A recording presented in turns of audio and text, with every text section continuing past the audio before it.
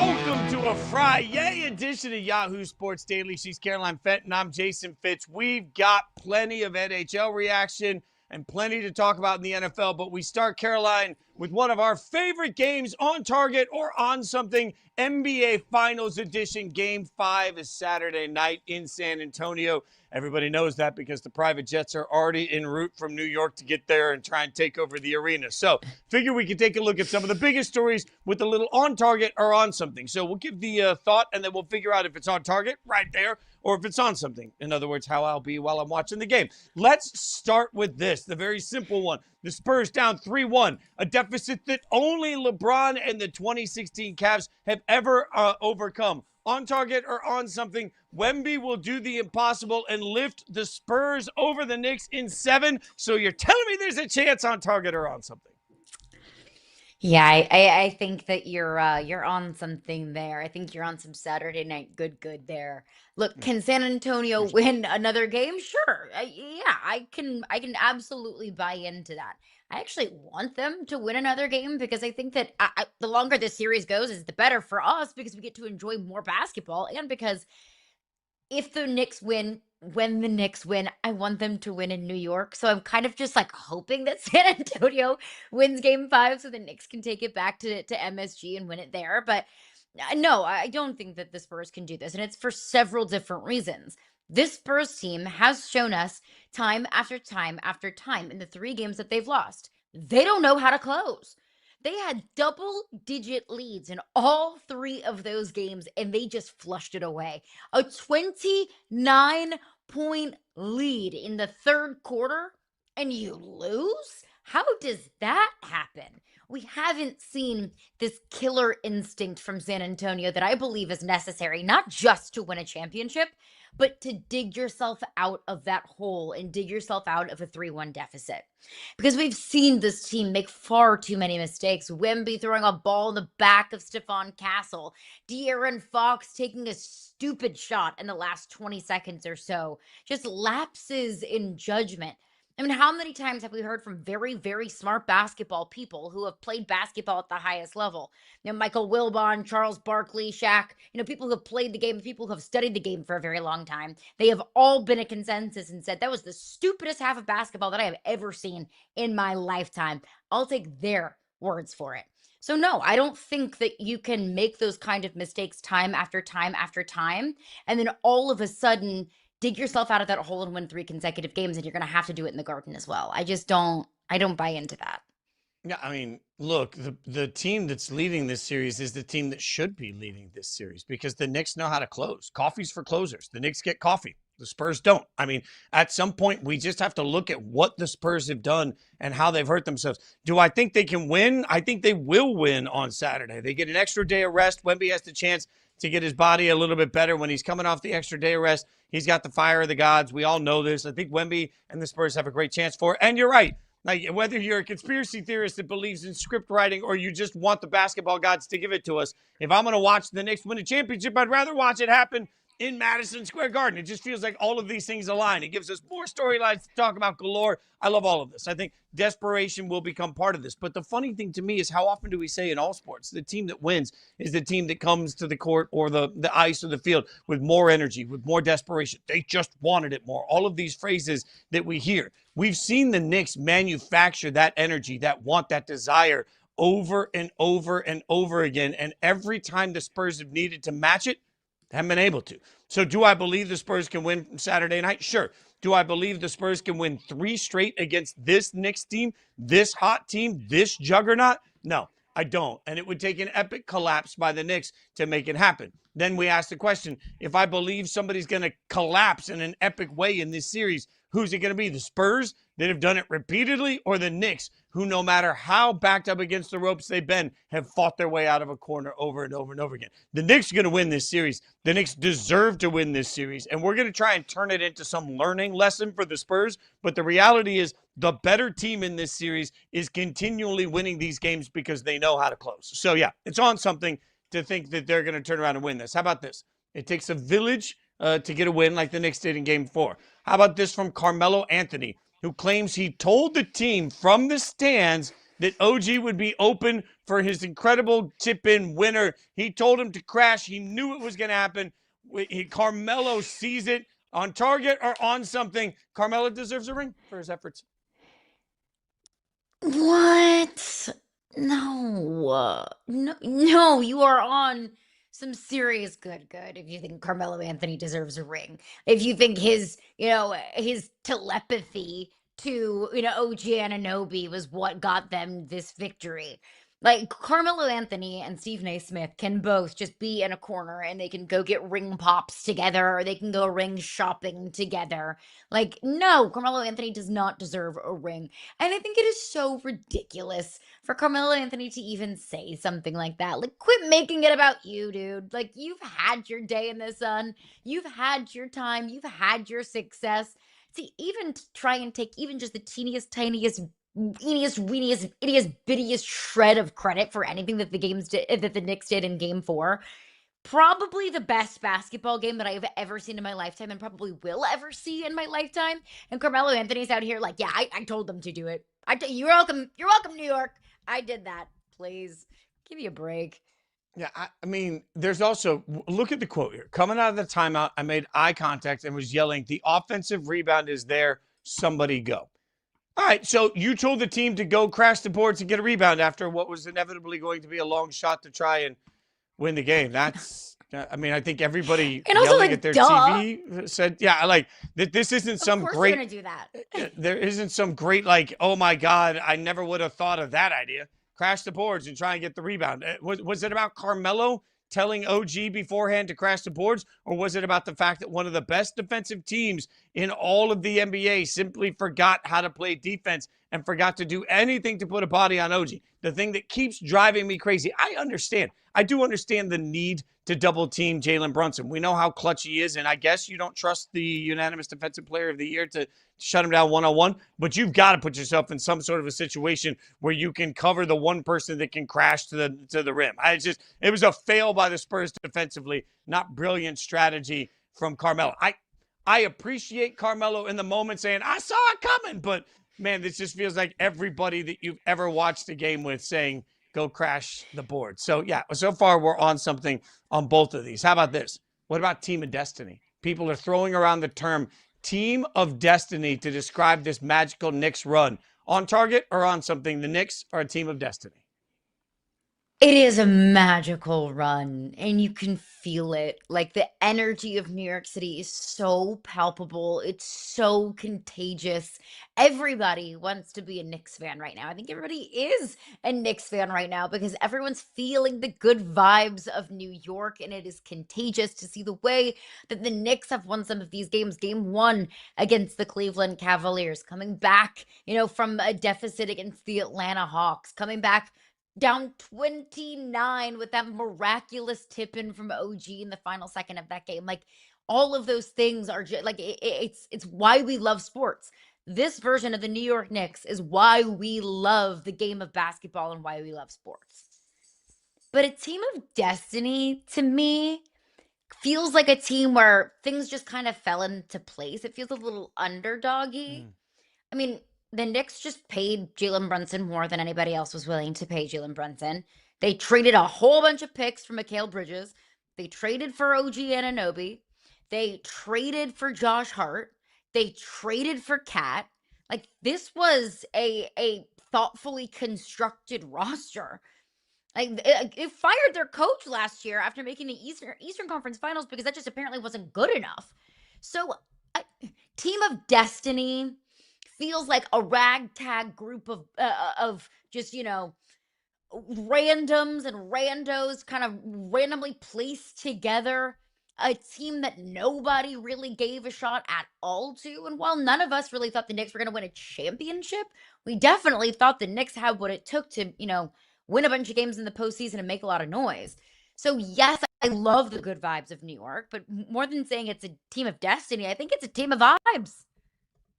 I think that you're right. I think what hits me as I say team of destiny is destiny implies that the basketball gods are shining on a team, and I can't believe the way they're winning game in and game out. When you have the luckiest shot, if you're a team that feels like you're heaving a half-court shot nobody thinks he's going to go in, and you suddenly win. That's team of destiny. I think you're right. That might discredit what the Knicks deserve in this conversation. The way that they played down the stretch, the way that, frankly, we said after game one that, my God, the Knicks were able to do things with Wemby defensively that nobody saw coming. They've been able to pick on the alien throughout the course of this series. A lot of the coverage yesterday from former players was talking about the fact that not only is Wemby melted down late in the game offensively, but frankly, they've been able to go at him defensively at times in this, and he really hasn't had an answer. So they've been able to challenge a player that made a defending champion that we thought was a juggernaut in OKC look absolutely childish, right? So the dominance of Wemby has been dialed back so much in this series. The ability to hit clutch shots has been such a big part of the identity of this series. Not just at the end with the lucky shot, but just flat out good ball movement, making everybody run around and making the Spurs look foolish defensively. They've done it over and over and over again. So while we have talked a lot about the downfall of the Spurs and what Wemby hasn't done, because that's the way we cover kind of everything in sports, right? We like to cover the negative in sports. That's kind of the way it works.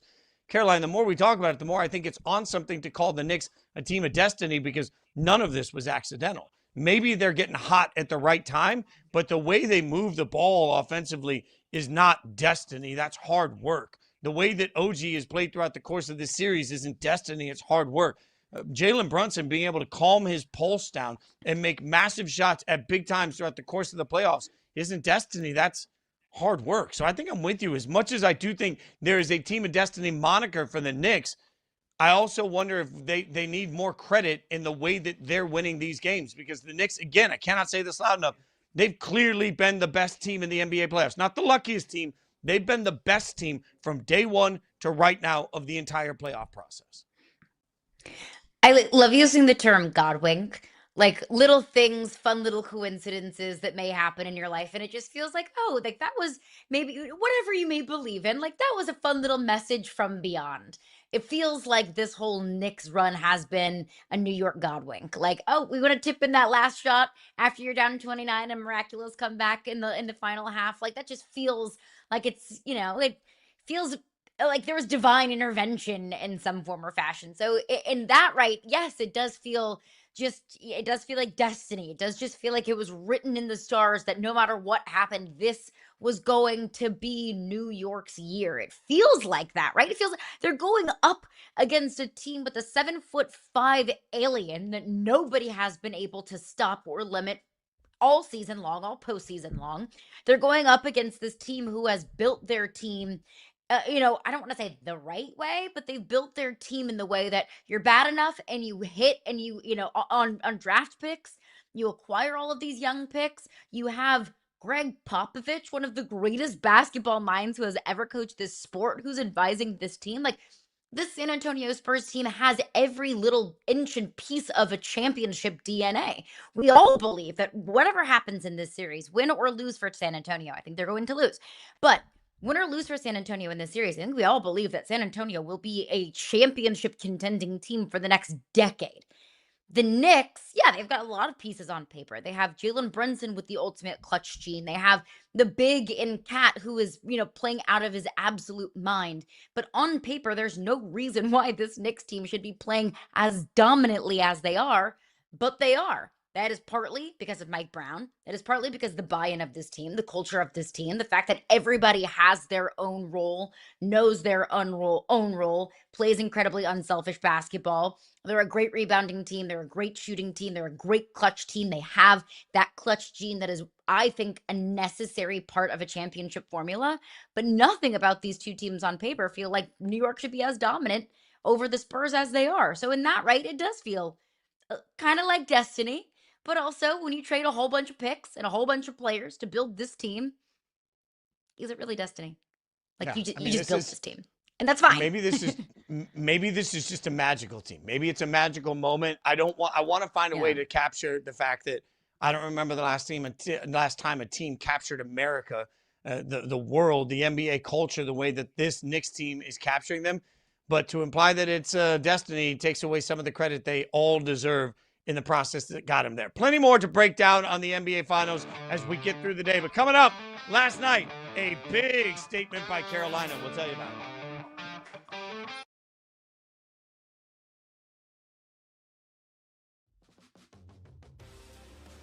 What about the pre-fight talk? Do you feel like there should be a line? I mean, can we look at it like comedy? I think that would be awesome. You think that would be better? Even well, if you're I talking think about if moms and stuff. I mean, that sucks if someone did, Like, yeah.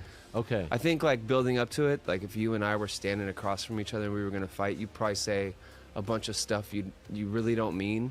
You kind of let it go after 5 rounds in a ring with someone. I mean, yeah, everyone loves to bring up all the pressure and tell me about the pressure. And I'm used to it. Like, I've lived like this for quite some time now. For me, I just try to do my best to live in the moment. I wouldn't trade what I do for the world. So this is exactly where I want to be. And I just try to take it head on and enjoy every experience. I got a wonderful team and family behind me. And that's all that really matters. What did you learn about LeBron when you were out there on the golf course with him? I learned he's just like the rest of us out on the golf course. He loves the game. He caught the bug somewhere along the line, and just like all of us, all he wants to do is play golf. I think Bronny's probably a little ahead of him in his game, and I think that's probably messing with him a little bit. I think he can't wait to maybe even the playing field there. But yeah, I mean, he's talking about equipment. He's just like every other guy, kind of working all week to be able to play golf on the weekend. Orlando, 1 timeout left, but the game comes down to this right here. 4 feet away from the goal line in the wind. It's DeLorme to throw, near side, pass caught over the wall. That's a touchdown. He caught it over the wall. Touchdown from Touchdown, Orlando. A walk-off win. As dramatic of a finish as you will ever find, and a walk-off for the Pirates. Wow, what a finish in Orlando. 3 down, 1 to go. The environment was insane. The energy was incredible. And Carolina made a statement in a big win over Vegas in Game 5 of the Stanley Cup Final to take a 3-2 lead. 4-2 is not really indicative. We've told you a couple of times that this series has been absolutely must-watch, can't miss. Everything about it's been incredible. Carolina was in control of this game virtually the entire time. They were up by 2 goals. They second perioded the Vegas Golden Knights the way Vegas has been doing to them. They were in control of this entire game. And now Vegas has their backs up against the wall, Carolina. This was a big statement by Carolina that just at times looks like they have Vegas in a blender, confused defensively. It was a great game plan in a great environment and a great win. This feels like such a massive swing for a couple of reasons. This has been a back and forth kind of series, and Carolina wins 2 consecutive games to take the series lead. That I think is massive. You start to feel the momentum. You start to, buy in the belief of one more. All we have to do is win one more game. That kind of feeling on the Carolina side versus maybe this feeling of just utter defeat by Vegas, knowing that we have a 5-game sample size of Carter Hart giving up 4+ goals each game, knowing for all of those Vegas skaters, like we have to score just a whole mess of goals if we want to keep ourselves in these games. So that's one reason, kind of the belief of Carolina winning back-to-back games. The second thing is Sebastian Aho found the net last night. That means something to me. This is Sebastian Aho's first goal of the Stanley Cup Final, and he has been so ice cold the past couple of games to the point that when he scored last night, I was like, wait, where has he been? Like, oh yeah, I forgot there's other Hurricanes who can score, not named Jordan Stahl, who is also absolutely on fire. 6 goals in 5 games. Are you kidding me? If this series ended today, I think he'd be your Conn Smythe Trophy winner. So Sebastian Aho finding the net, kind of getting that monkey off of his back a little bit. I mean, Sebastian Aho is an absolute crowd favorite, one of the best players on this Canes team. So don't let him get hot, because all of a sudden, a series that we felt like was absolutely positively going to go 7 games might be actually in 6. And I think the third thing here is we have seen in a 5-game series 4 games that have been wacky and wonky and off the wall, and 2-goal leads aren't enough. They're going to overtime. They're going to double overtime. Being the team that scores first doesn't necessarily mean anything. Being the team that's up 2 or 3 goals in the third period doesn't really mean anything. But last night, even in a 4-2 game, high scoring that should be exciting, It didn't give us the same feeling as the first 4 games because Carolina was just in control the entire game. Even when Vegas got out to a 1-0 lead, it just felt like Carolina was in control of a lot of this. So all of that combined, it just feels like the pieces are fitting together for Carolina. For Carolina, it just feels like, I mean, they have been the better team all season long. And at some point in a series, the better team is just going to find a way to pull away. And I think we saw that last night. Yeah, and also it's so disheartening after listening to head coach Vegas, John Tortorella, say repeatedly, we got to keep Jordan Stahl away from the front of the net. Almost immediately, we see Jordan Stahl in front of the net and get another goal, right? So, like when the coach tells you in the press conference after Game 4, this is the one guy we got to stop. When everybody in the building knows this is the one guy we got to stop, and one of your best defensive players sort of lets him get loose in front of the net, I think it's just disheartening. Then Vegas also at one point took back-to-back penalties against a power play that's suddenly on fire for Carolina. Carolina's power play is a cheat code. So you factor all of this together and you just end up with what feels like a level of dominance from Carolina. They're on a heater right now for the last couple of games. Vegas has got to find a way to shift the momentum. I thought early in the game they did a better job of trying to match Carolina's pace, trying to match Carolina's shots on goal, but then it just all petered off and Carolina became, throughout the course of the game, exactly who they are. And this does raise a question because Carolina certainly, in changing to Bussy, they've been riding the hot hand in net. John Tortorella was asked after the game if there's been any consideration of making a goalie swap because Carter Hart now becomes the first goalie ever in Stanley Cup final history to give up 4 or more goals in 5 games throughout the course of this. Like, fact is we covered, I think, fairly after the last game, Carter Hart has had some tough situations, but Carter Hart also hasn't had a lot of miraculous, oh my God. Now, Bussy had a couple of saves last night that truly saved Carolina. Carter Hart hasn't necessarily done the same thing, but John Tortorella says, quote, that can be the stupidest question I've ever heard. What do we think, Caroline? Like, is it time to maybe look at that as the situation? Like, how dare you, John Tortorella? That is so rude. That is so uncalled for, and that is crossing a line. That's the stupidest question he's ever been asked. Really, is it? Because that's the question that I've been asking. I think that's probably the question that a lot of Vegas Golden Knight fans are asking themselves as well. If the answer is no, just say that. If the answer is we're going to ride Carter Hart until the wheels fall off, just say that. But to respond to the question with such disgust and such attitude leads me to believe that he's feeling the heat. Leads me to believe that he's frustrated by this series. It leads me to believe that this is a much bigger John Tortorella issue than it is an issue about the question itself.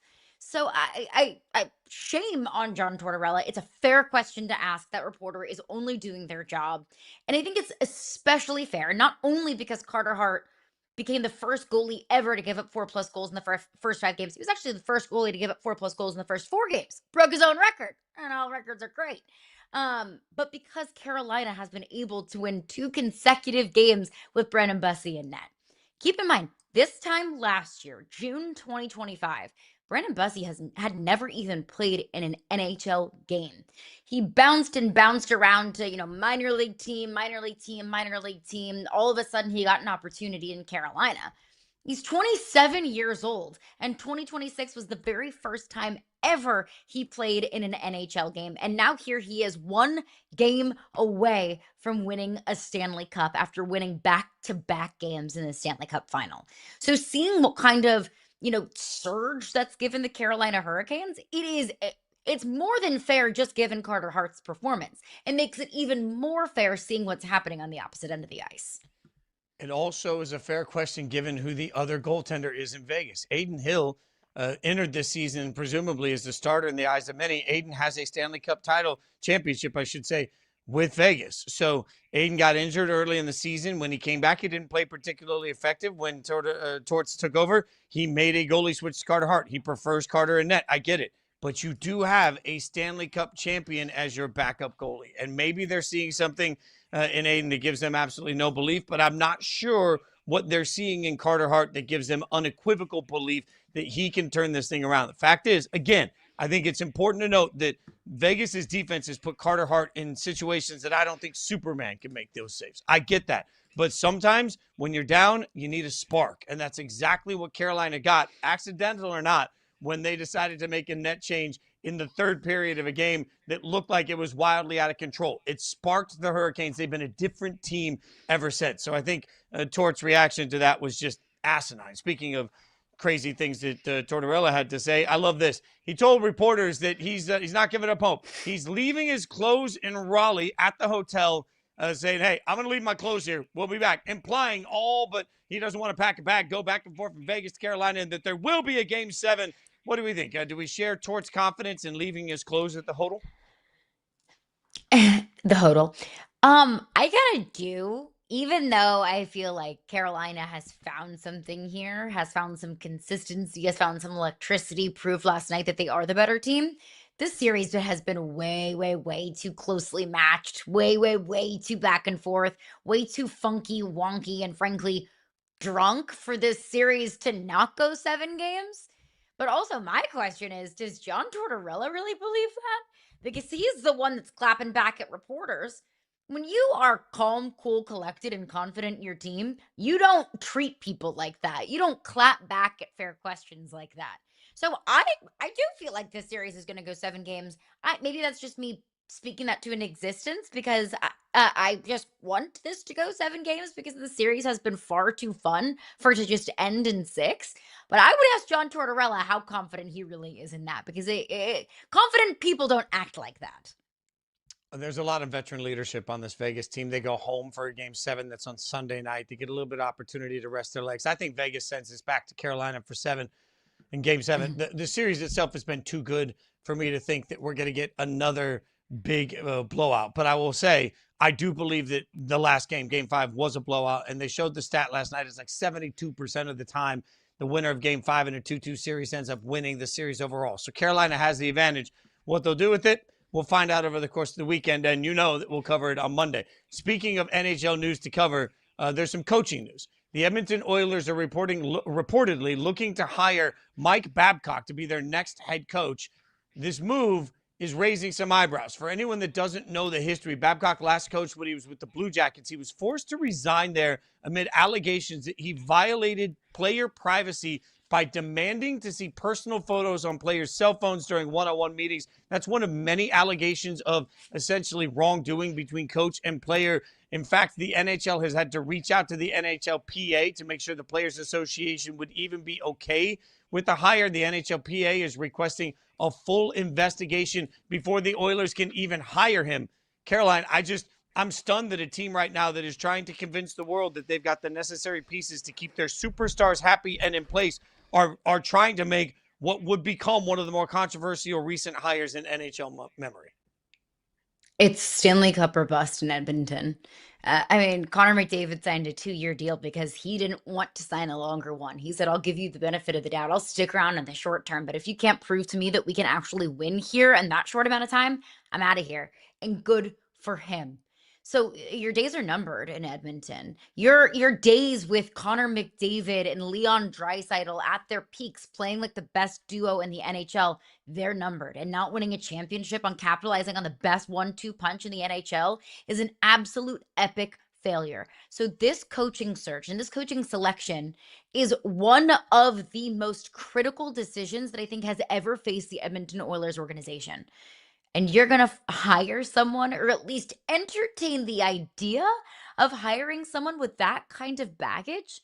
Like, you can't tell me that we don't have enough good, quality, and deserving hockey coaches out there in the world that we have to continue recycling coaches with really bad backgrounds. I look at Joel Quenneville, who was at the forefront of the Chicago Blackhawks sexual assault investigation in 2021.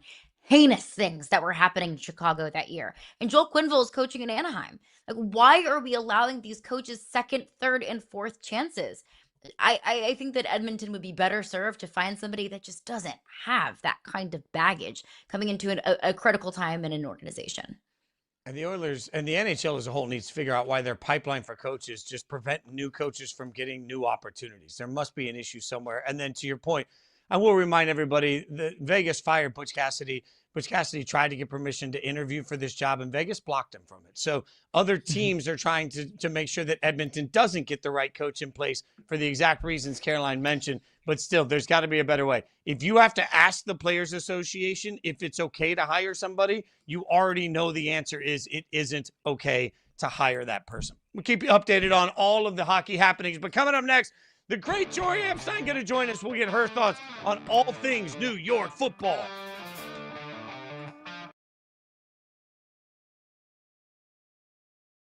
Rubido's going to have to stand in there. He's going to take a lot of big hits because they're going to give up pressure. Fake handoff from the 3, launches, got a man deep, caught, touchdown, New Mexico, Damon Street with the answer. Let's watch, there's Rubido gets drilled and just, poorly timed on the defensive play by or Decius. Decius jumps and the ball's not even there yet, but a great play though for New Mexico. Honestly, do you think you could have continued? Do you think if there was a minute left in the fight, you would have been okay? Meaning, sorry, a minute left in the round, not the end of the round. So if you look back at it, I got the uppercut. No, for the people that know my fights, I've been dropped multiple times in different type of fights, in championship fights. And what I do is I get back up, and no matter how much time is left on the clock, I get back up and I end up winning. What's it mean to you to see your squad still celebrated and embraced like this 40 years later? It's pretty crazy, to really still see this, and they haven't been in the winning circle since 40 years. It's time that they put it together. 40 years of what this team that I played with, this is like the best team I played on 86. I played on the 98 Yankees too, but this team here was a team that you just didn't want to mess with.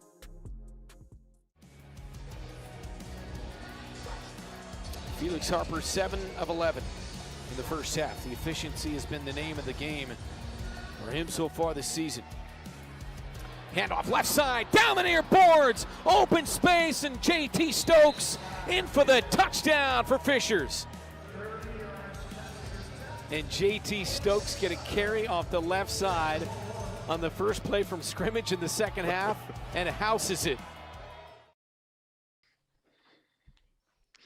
Giants wide receiver Malik Neighbors isn't practicing yet, but, quote, I still think he'll be fine week 1, GM Joe Shane told me. So we'll see. He's trending in the right direction. Again, these things take time, so it's not instant. Every patient is different. That from Jori Epstein, who had the quote that made all of media blow up about what the future looks like for Malik Neighbors. She joins us now, senior NFL reporter for Yahoo Sports. I want to say quickly, Jori, like what he says there, not every patient is the same. That's something that, all the Stefania Bell told me at ESPN. She's like, imagine if you went to the doctor and everybody got the same exact timeline for how long it takes to get over a cold. Like, it's different. So now that you've been around the organization, sort of what's your sense on what the timeline looks like for Malik?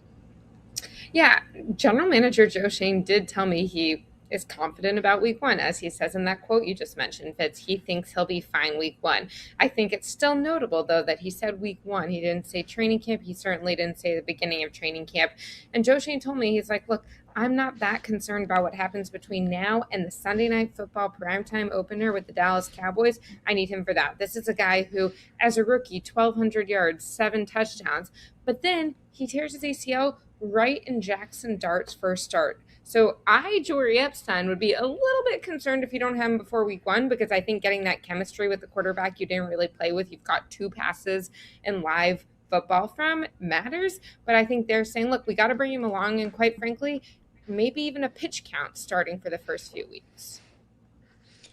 And it's not even just Malik Neighbors. I mean, Jackson Dart last year, he was constantly in and out of the blue tent, it felt like. So what changes are going to affect this year to make sure that Jackson Dart can stay on the field?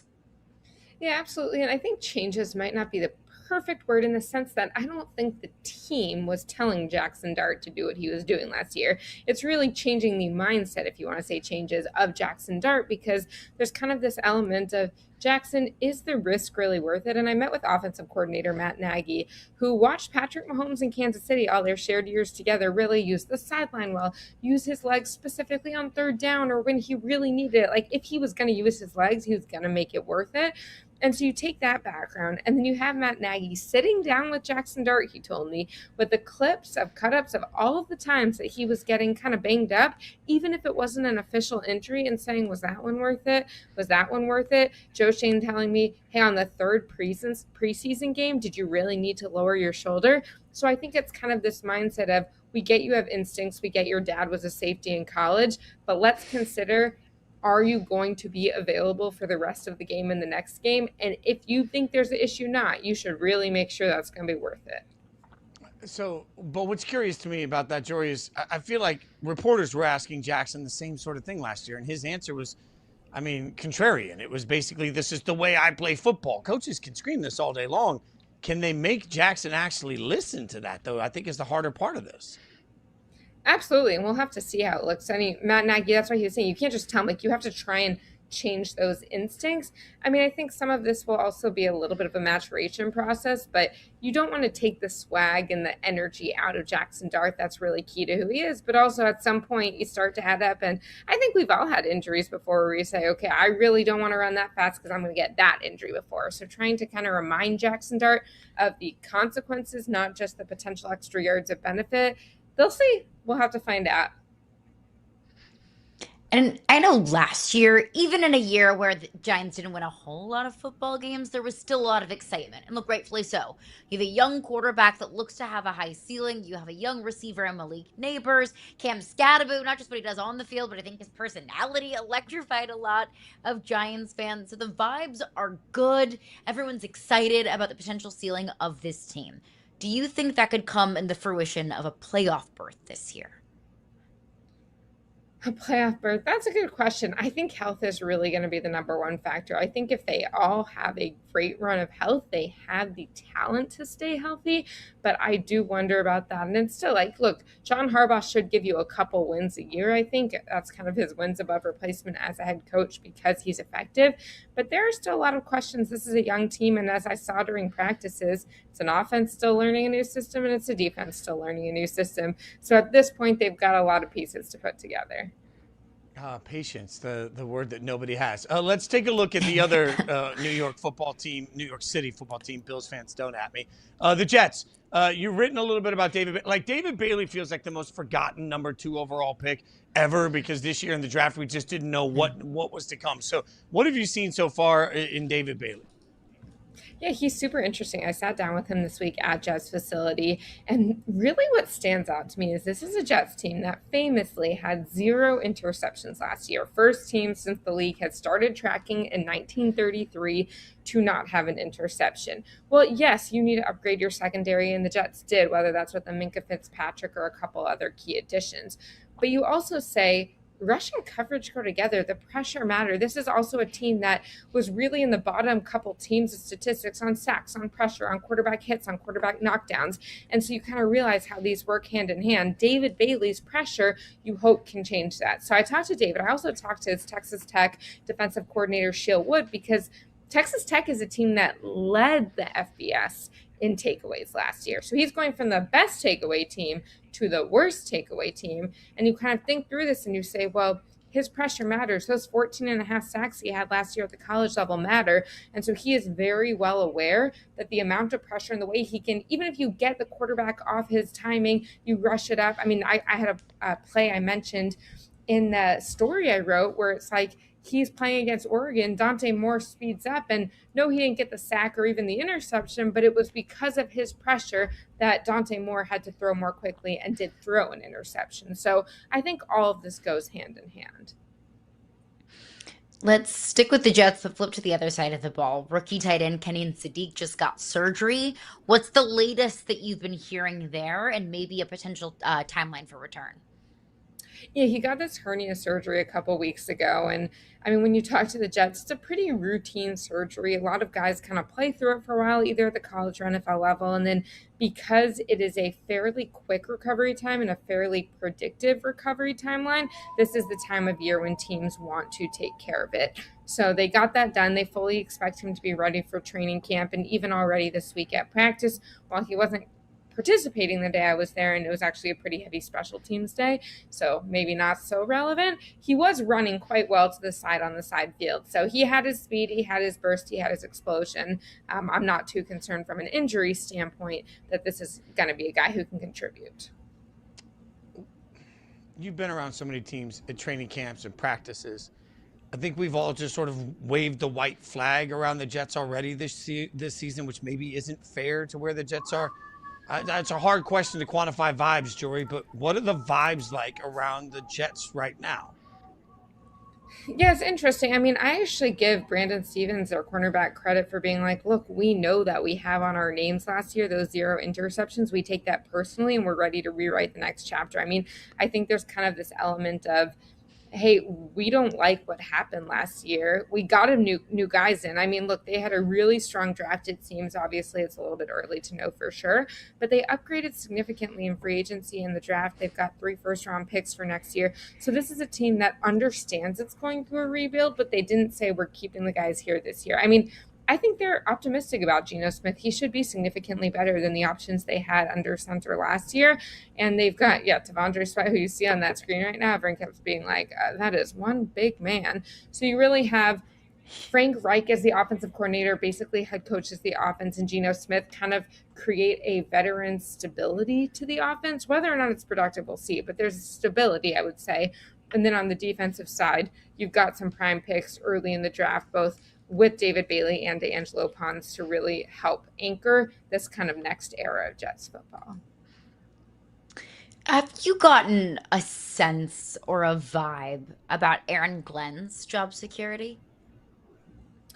Yeah, it's interesting. I don't think that's what they're focused on right now. I would really say that last year can't happen again. We all know that. You can't have 0 interceptions again, particularly with Aaron Glenn's history as a defensive backs coach. Aaron Glenn is taking over the defense. He is going to call plays. And so I think he's kind of saying, I'm not putting this on someone else. I know that I need to do this. I got a new offensive coordinator. And we do historically see that there's kind of like that last-ditch effort when someone does have a little bit of pressure on them to replace the coordinators. Aaron Glenn did that, but on defense, he is the coordinator now. I think it's probably fair to consider who was on their team last year, what moves they were making. Most teams would probably not thrive when trading away players mid-season the caliber of Quinnen Williams and Sauce Gardner. So I still wonder if this team could truly be competitive before 2027, but I think we'll have to see if Aaron Glenn's saying, look, if Aaron Glenn can show them an effective defense this year, you would think that would be enough to get him to 2027 when he should have a different quarterback answer. All right, from teams that don't have answers to teams that do. Sean Payton went 14-3, got a huge contract extension, 5 years. Are you, given the fact that he gave up play calling this offseason and felt like this was going to be a different year, are you at all surprised at the timing of this extension? Yeah, it doesn't really change much at this specific second because, like you said, he had a couple of years left. Now he's got even more. I think it's interesting, though, because when you say he's giving over play calling to Davis Webb, which you probably had to do if you wanted to keep him in the building, he had a lot of interest from other teams, both at the offensive coordinator level and even getting head coaching interviews. To me, it's kind of this reminder that, yes, Sean Payton is a strong play caller historically, but that's not his only contribution to this team. First of all, I still expect it to be Sean Payton's offense, even if Davis Webb is going to be putting a little bit of wrinkles into it. And so I think he'll still be very heavily involved. The other underrated part of Sean Payton, and this is not to downplay George Payton, but when I talk to people in their front office, there are some of them who have worked at different facilities across the league, and they say that Sean Payton is the best coach they've worked with in terms of having a clear vision for his personnel and what he wants. So what does that do for the scouts? That allows scouts or people in their front office to understand the type of talent they want in there. Again, Bo Nix was not a popular pick at the time. To pick him 12th overall, the 6th quarterback, was it really worth taking 6 quarterbacks for the first time in NFL history that high? But Sean Payton had a vision for him. And so often, if a coach has a vision, you can maximize the talent more. And so I think there's the CEO element of Sean, there's the offensive construction element of Sean, and there's also the personnel part that reflect why he got this extension. Yeah, never a doubt. It's going to be a wild season this year. And Jori's going to be with us a bunch to cover all of it. Jori, enjoy some training camp. Try and stay healthy. And most importantly, got a lot of travel coming. So we want to make sure that you're good. If you want to do the PK Subban and wear exotic outfits the entire time, I'm just throwing out. I support that. I don't know how he's. I don't know how he's It's doing good it. to He have looked like options. Aladdin the other night. Like, I'm just saying. Like, Always. while you're traveling training camp to training camp, if you want to look like Aladdin, PK's got that covered. Jory, we always Okay. appreciate your time. Thanks for hanging out with us. Fitz, Caroline, great to be on with y'all. Follow her Thanks, at Jori Jori. Epstein. As always, keep up with her. She'll be covering all the training camp like the rock star she is. Coming up next, yet another development, another day on Brendan Sorsby. We'll tell you about it.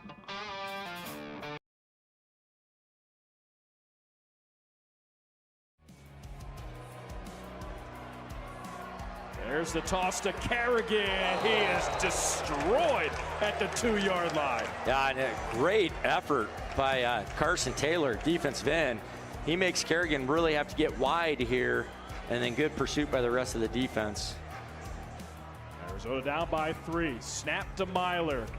There's the give to Clark. Open space, hurdles a defender, and he's tackled at the 17. What's the difference between your show and their show? I'm going to say we have the superior talkers because I'm on the show, and nobody's a better talker than me in all of professional wrestling, and that's just a fact. We just feel really special, and we feel very distinct. And I think the biggest reason why, more than anything else, is because when I'm watching All Elite Wrestling, I don't feel like I am watching somebody play a character. My take on college football is it's always a regular season sport to me. It will always be a regular season sport. That is the beauty of college football. And we've put too much emphasis on the playoff that taking this playoff and expanding it, you take what college football is and you dilute it. And you take that regular season and you're going to have load management in college football late in the year. Like, you don't want that. I think the people pushing for this are not the people who care about the well-being of this sport and like appreciate college football for what it is. Pretty low scoring first half with 5:38. Going to send it deep. And Puka Williams out of his own end zone. Out across the 10 with a seam. He's out of Williams there. on the run. Inside the 20. Breaks the tackle of the kicker, but Sutherland got just enough to trip him up. Huge return down to the 13-yard line. And the guys are going to make fun of him because he got tackled by the kicker to stop him from scoring a touchdown. Holy smokes. Brendan Sorsby is recovering from an addiction. As a society, we've been okay with other things that happens and allowing players to play, and this has been the one thing that has united people that we're against. It's not murder. It's not beating somebody or. That is Texas Tech head coach Joey McGuire talking about the way we're treating Brendan Sorsby. And, you know, it's unfortunate to me, Caroline, because what you have now is a coach doing the same whataboutism that Twitter is doing. And I guess I would have thought that a coach would be better prepared for something. I mean, like, look, he's not wrong. They do allow players that have done horrible things to get back out on the football field. But as I've said, and we've said on this show for the last several days, I'm not sure why we're constantly digging for the lowest common denominator. And the other side of this is clearly in writing. It, like, unfortunately, like it or not, we may hate the rules, but the rules as currently constructed by the NCAA are not the same for somebody that commits a DUI as they are for somebody that gambles on their team. Like, that's just in black and white. It's in the writing. So while that might not make sense to anybody, it doesn't change the fact that the rules are different in writing. The standard is different in writing. The expectation is different. So, Caroline, I'm stunned to see Coach come out and give that as his message. That is clearly the message that Texas Tech is trying to send. They are trying to pull at the heartstrings of America and the NCAA to make Brendan Sorsby out to be this poor kid who is a victim of addiction, who is suffering from a disease. And look, that is true. He is. He's a 22-year-old person who is suffering from an addiction, and we can all have heart and grace for that. But his addiction led him to do something that is against the rules. So you can pull at the heartstrings of America all that you want, but that does not change the stone cold hard facts. And that there is a clear rule written in black and white. Thou shalt not bet on your own team. And that's what he did. So even though he is suffering from an addiction, and even though he is getting treatment for it, I think that we are all cheering for Brendan Sorsby through this process, it doesn't change what you did. Rehab can't be viewed as just this magic eraser of everything that you did while you were in the thick of your addiction. And it's clearly the message that Texas Tech wants to sell because they don't have any other defense. Because it is written in black and white what the rule is. And Brendan Sorsby very clearly broke that rule. And look, I really like Joey McGuire. We've had him on the show before. Great guy, down to earth, passionate about his football team, passionate about the game of football, just a nice dude. Like, I really like him. So it is disappointing to hear Joey McGuire, and any coach for that matter, use these kind of excuses. And that's what it is. Well, it's not murder. No, you're right. Touche. Fair. It's not murder. But it doesn't have to be murder for it to be against the rules. It doesn't have to be beating somebody for it to be against the rules. And unfortunately, there probably is a lot more, no, not probably, there is a lot more leeway for other players who may commit other crimes, like beating somebody, like a DUI, whatever it is. Insert your own crime here. And it may feel hypocritical, it might feel icky, it might feel gross that players that do those things or get convicted of those things still get to come back and play college football. That does feel very backwards. It does. But that is what it is. Like, we don't have to like the rule, but the rule does exist. And just because we don't like the rule, just because it feels backwards, just because it feels a little hypocritical, just because it feels a little icky, doesn't mean that you can just break it without consequence. There is written guidelines within the NCAA that betting on your own team or sport results in a permanent loss of college eligibility. There is no written guideline, like it or not, that beating your girlfriend results in permanent loss of college eligibility. I didn't write the rules, but that rule does not exist. Athletes who wager on other sports offered at their own university but not on their own team face a minimum penalty of a loss of 1 year of eligibility. That's written in the guidelines. There is nothing written in the guidelines about speeding at Georgia. I, on this show, have called for that to change. But the fact is, there is nothing in writing. So when you try and compare these things, while it might not make any logical sense, it doesn't change the fact that the rules are written a certain way. And if we want to talk about hypocritical, let's talk about the fact that there are multiple players that bet $5 or $10 on their teams or on sports while they were playing college football that lost their eligibility forever. The real reason this is a story in part is because Sorsby's really good. So, like, if he was just a linebacker for Vandy, would anybody scream and yell about it? No. Like, for the Texas Tech conglomerate that is saying, you're just coming after us because you don't want Texas Tech to be good. No, I would argue that part of the reason people are paying so much attention to this is that it is a quarterback that has high profile. And as a result, there is a different standard to that, like it or not, in the way these things are covered. If he was a backup offensive lineman at UNLV, it wouldn't really be a story. Maybe UNLV because of gambling, but it wouldn't be a story. If it's a backup linebacker at Boise State, nobody's losing sleep about it, and he's just going to lose his career. That's what happens. Problem is, this is a highly funded quarterback at a highly funded school with national championship expectations. So now, if we want to talk about hypocrisy, a real portion of the hypocrisy genuinely is the fact that we're letting Sorsby play, which we haven't done for players that were less accomplished or just flat out not as important. And I also keep hearing, we heard it there from Joey McGuire. We saw it from a statement, I believe it was from the Texas Tech AD. Hunter Dekkers is 22 years old. Come on, guys. Tyrann Mathieu was 20 years old when he got kicked off of that 2012 LSU team for continuously failing drug tests. And nobody had any grace for Tyrann Mathieu. In fact, he was kind of painted as a bad guy. But he broke the rules. So's the rules. Reggie Bush was 20 years old when his Heisman was taken away from him because they got a car, because it was an impermissible NCAA benefit. I don't think a lot of people had a whole lot of grace for Reggie Bush at that point. Now, fast forward to a couple of years ago, whenever NIL was allowed, then everyone was like, give him his Heisman back. But in the moment, nobody was saying, oh, this poor 20-year-old kid, give him some grace. He's young and dumb. Young people, 20-year-old, 22-year-old people, they make dumb decisions. And I always say, if we do things the way that we always did them, this would be a very scary world. So you might say, well, that was then, okay? This is now. This is a new college football. Fair, totally fair pushback to that. How about we use an example from 2 years ago? Hunter Dekkers, who was a backup quarterback for Iowa State, who was on the sideline, did not play in a game, bet a small amount of money on Iowa State to win a football game. And his NCAA eligibility was permanently revoked, which is exactly what exactly what Brendan Sorsby did. He wasn't the starting quarterback. He was a backup on the sidelines. Doesn't matter, because Hunter Dekkers still got kicked out of the NCAA. It was just a small amount of money. It doesn't matter.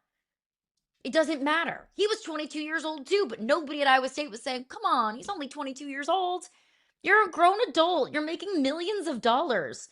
Any of the whataboutism and any of the pushback that we might get is going in one of my ears and right out the other, because I don't want to hear it.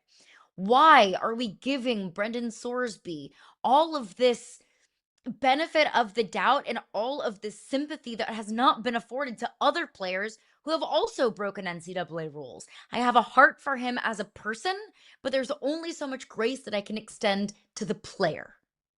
Well, and look, Texas Tech has every right and opportunity to support the player without necessarily having to let him back on the field. And this is where you say, well, a judge granted an injunction, so they can't do that. Well, again, if we're just looking at what we've seen so far, if for all the arguments that Texas Tech makes about we're supporting the young man, I mean, supporting the young man doesn't have to necessarily mean that he has to go out on the field. That's the part of it. And I continue to say, and you've heard me say this so much, Caroline, it's exhausting, I know, but it's always important context because these things get clipped off all the time.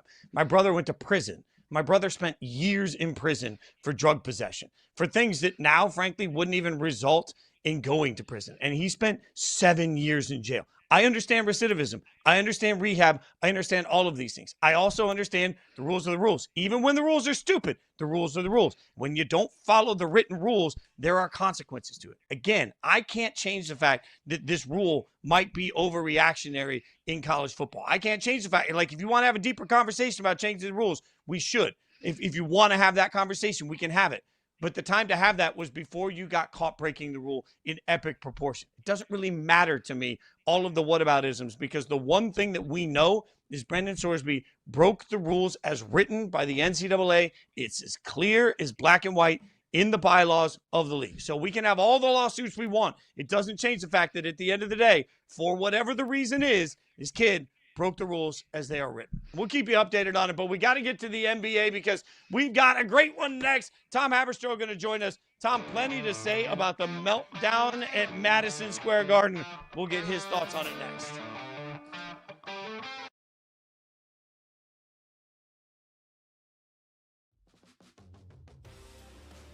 What about the pre-fight talk?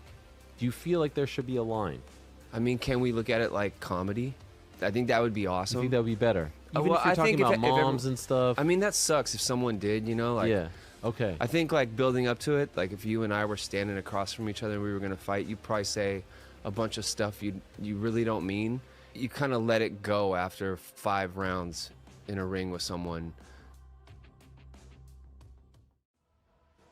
I mean, yeah, everyone loves to bring up all the pressure and tell me about the pressure. And I'm used to it. Like, I've lived like this for quite some time now. For me, I just try to do my best to live in the moment. I wouldn't trade what I do for the world. So this is exactly where I want to be. And I just try to take it head on and enjoy every experience. I got a wonderful team and family behind me. And that's all that really matters. What did you learn about LeBron when you were out there on the golf course with him? I learned he's just like the rest of us out on the golf course. He loves the game. He caught the bug somewhere along the line, and just like all of us, all he wants to do is play golf. I think Bronny's probably a little ahead of him in his game, and I think that's probably messing with him a little bit. I think he can't wait to maybe even the playing field there. But yeah, I mean, he's talking about equipment. He's just like every other guy, kind of working all week to be able to play golf on the weekend. Orlando, 1 timeout left, but the game comes down to this right here. 4 feet away from the goal line in the win. It's DeLore to throw, near side, pass caught over the wall. That's a touchdown. He caught it over the wall. Touchdown from one Touchdown, Orlando! A walk-off win. As dramatic of a finish as you will ever find, and a walk-off for the Pirates. Wow, what a finish in Orlando. New at Yahoo Sports, the late turnover, the ill-advised layup, the baffling decision to leave OG, the epic collapse confirmed a hard truth. The Spurs have a De'Aaron Fox problem. That from Tom Haberstroh. Tom joins us now, host of The Big Number. I struggle with this because I think Wemby's been bad too. But what do you do at times? But what do you do with De'Aaron Fox? Like now, moving forward, as bad as he's been in the series, how do the Spurs actually fix that right now for the rest of this series? Well, they have Dylan Harper and Stephon Castle to replace a lot of his minutes. He's been not the top 3 player for the Spurs in this postseason run, which is tough because he's their highest paid player and his max extension has yet to kick in. For folks who are watching this at home and wondering why is this a problem that he had a bad game to finish that, people have bad games. He hasn't had a strong postseason this entire run. And when you look at the max contract that is going to kick in, that's going to pay him $220 million over the next 4 seasons, this is an issue for the San Antonio Spurs that want to keep contending. And De'Aaron Fox, I think those late game blunders were a symptom of him not having the wheels that he once did. Remember, early in his career, De'Aaron Fox was a Russell Westbrook comp, a guy who could jump over the defense and get to the cup at will, and he hasn't been able to do that in this series. So that blunder against OG Anunoby, thinking you could outrun him, this is a guy that hasn't been able to do that all season long. He has only 1 dunk this entire postseason, and it came in the open court where no one was in the frame of the picture. So De'Aaron Fox, he has to figure out a way to be a steady hand, not someone who's giving up turnovers like he did, giving the ball away to Josh Hart. And if Josh Hart made that layup or made that dunk down the stretch, we would be hearing way more on De'Aaron Fox than we're even hearing now. And him not guarding anybody in that inbounds pass and not boxing out anybody, including OG Anunoby. A lot of these things you would think would come from a rookie, not a guy who was brought in to be the veteran presence. And yes, Victor Wembanyama was awful inside the paint and not a guy that was counted on as much as you would think for the best player in the world. But let's not forget, he made that stop, that block on Jalen Brunson at the end of the game. And if it weren't for OG Anunoby, we would have said, hey, he got that stop on Jalen Brunson, who took that early 3-pointer. And by the way, he also hit the mid-range jumper to go up 7, the last bucket that the Spurs made in the game back at the 3:30 mark. So horrible clutch missed free throws for Victor Wembanyama, but De'Aaron Fox, the conversation around him, if the Spurs lose this series, is going to grow a lot more criticism considering he has not been a very effective player, and he's going to get paid more than Shai Gilgeous-Alexander and Jalen Brunson going forward. I don't blame any Spurs fan now, and especially if/when San Antonio loses this series. If they feel like, get him out of here, we're done, trade him, move him. In order to trade a player, there has to be a market for a player. And for a player that's making $50 million a year after he just tucked his tail between his legs in the postseason, I don't know how robust that market might look like, even for a 28-year-old player. So I'll ask you, what does the market look like for De'Aaron Fox?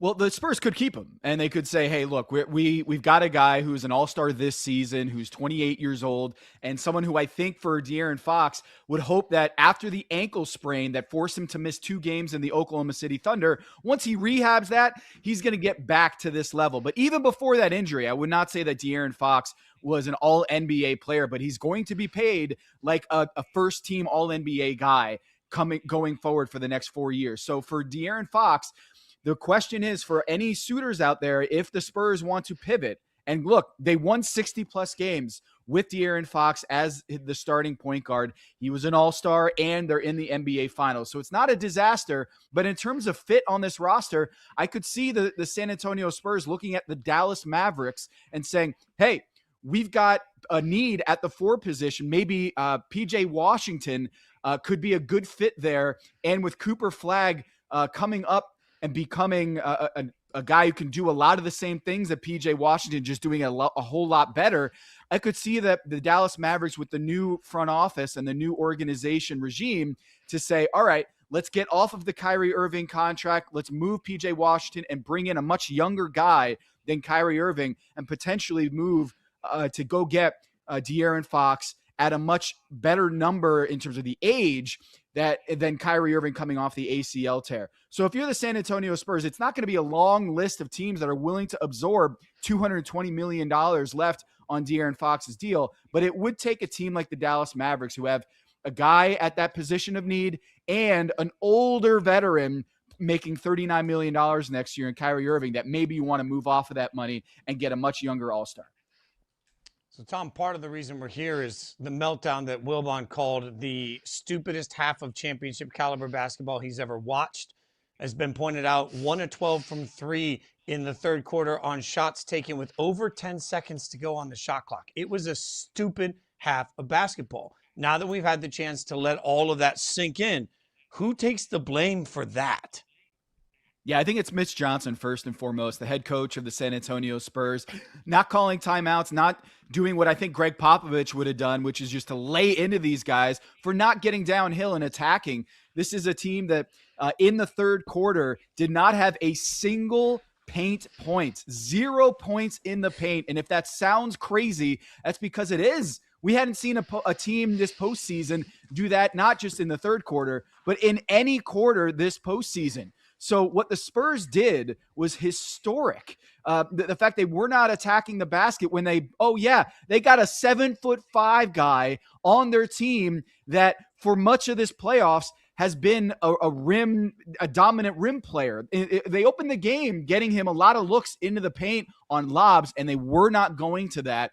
And I think the blame goes on Mitch Johnson for having that game plan and not calling timeouts. He was very reticent to call timeout in this game, and I think they have to do a better job of having the right process. You can blame them for not making those three-pointers, but in this, in the NBA Finals, I think a lot of the criticisms are on outcomes, but I think the criticism here, guys, is a lot more about the process. Is they were not going downhill, they were not trying to get into the paint, and they were much more likely to settle for a three-pointer early in the shot clock.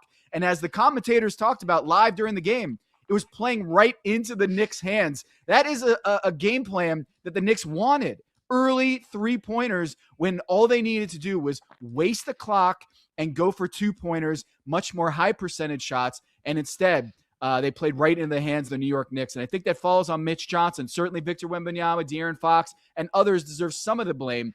But I needed to see more Dylan Harper down the stretch rather than De'Aaron Fox, and only Mitch Johnson can make that substitution. So I'm used to this conversation we always have. Oh, you got to go through it. You got to live it in the playoffs to know how to experience it. My problem with that, Tom, is if we're being honest, they lived through it in game 1, didn't learn from it in game 2, maybe kind of didn't learn from it in game 3, and then sure as hell didn't learn from it in game 4. Like, at some point, when you get hit in the mouth by comeback after comeback after comeback, I have a hard time buying this. Oh, they're going to learn from it this year and be better next. Like, why is it not something that they've already figured out that you can't let the Knicks back into these games? Yeah, this is the finals, right? And I think a lot of people are quick to point out the youth on the Spurs blowing this against a more veteran team, but the Knicks players have not played in the NBA Finals either. And I would also point out the guy who made the biggest blunders in Game 4 was De'Aaron Fox, who's the wily veteran on the team who was in the playoffs for Mike Brown with the Sacramento Kings a few years ago and was brought in and given a max extension for being a veteran presence. And so I think it is very telling that I feel more confident in Dylan Harper, a 20-year-old rookie with the ball in his hands down the stretch, than I do De'Aaron Fox. And so, yes, Harrison Barnes, who has won championships with the Golden State Warriors, he's not playing anymore. Luke Cornett, who has been in the NBA Finals, he's not seeing any of these crunch time minutes. But I would say that Stephon Castle hitting those free throws late in the game and Dylan Harper being the only guy willing to get into the paint routinely in against the Knicks defense, I feel a whole lot better with those young legs and those players than I do with De'Aaron Fox. And so it is a thing where we can get on the San Antonio Spurs for not closing the door on the Knicks, but we should also say They have shown a lot of poise coming out in these very hostile environments in New York and playing with amazing poise in the first half. They just need to be able to close it out in the second half. 4 clutch games in the first 4 NBA finals. We haven't seen that. These games going down to the wire since 2012. So we should cherish this, that we've seen the San Antonio Spurs and the New York Knicks with these epic late game stretches. And I can't wait to see what happens in Game 5 tomorrow night. It has been epic. I think this is the best finals I've watched since, 2016? Cavs Warriors. But looking at the other side of this, the team that feels like it's just written in the stars, the team with the best vibes, the team with every single strike of luck that you could imagine. You look at Jalen Brunson, who is Mr. Clutch. You look at Kat, who was effectively shut down Wemby in the first 2 games. Then you look at OG Anunoby, who did everything in Game 4, counting that last tip in to win that Game 4. So all of that considered, who would be your MVP for the NBA Finals if it ended today? Yeah, I think it's OG Anunoby. I think you're seeing a lot of the similar stuff with Andre Iguodala, a guy who does a lot of the same things, two-way play, a lot of clutch performances, a high-level defender who made big plays down the stretch in that finals in which he won the finals MVP. And I think OG Anunoby would be another great candidate for his two-way play. The not just the tip-in, which it may go down as the greatest shot in New York Knicks history, one of the greatest plays in finals history, but also the defense that he's had on multiple guys. This is the ideal for the New York Knicks, and any team trying to win a championship is OG Anunoby, a guy who's got crazy wingspan, so much heart, and so much offensive ability, untapped offensive ability, where he's now averaging 24 points in the NBA Finals with a high level of efficiency. We have this metric called win probability added, which you can find at impredictable.com, which is essentially which player with his shots, his turnovers, which is defensive plays, has raised the team's win probability in the NBA Finals, and no player has done more to raise their team's odds of winning a game than OG Anunoby in the NBA Finals here. So I think he is the guy. The clutch three-point shooting, the defense, the high-level plays, and the acumen to make these plays in high-pressure situations. It's OG Anunoby. Jalen Brunson certainly will have a lot to say about that, and Karl-Anthony Towns with the highest plus-minus in the NBA Finals. They have a lot of good reason to have their name in the pile. But I think OG Anunoby, when push comes to shove, he's been the best player in the finals. This is a Knicks team that, if we go back to the beginning of the playoffs, has lost a total of 3 games. And they lost those 3 games by a combined, if my math is good, 6 points, I think. But I don't hear the same conversations we've had over the last couple of years. Every time somebody goes to the finals, it's like, oh my God, oh my God, oh my God. Is the East chasing the Knicks now for the foreseeable future, or is this just a moment in time?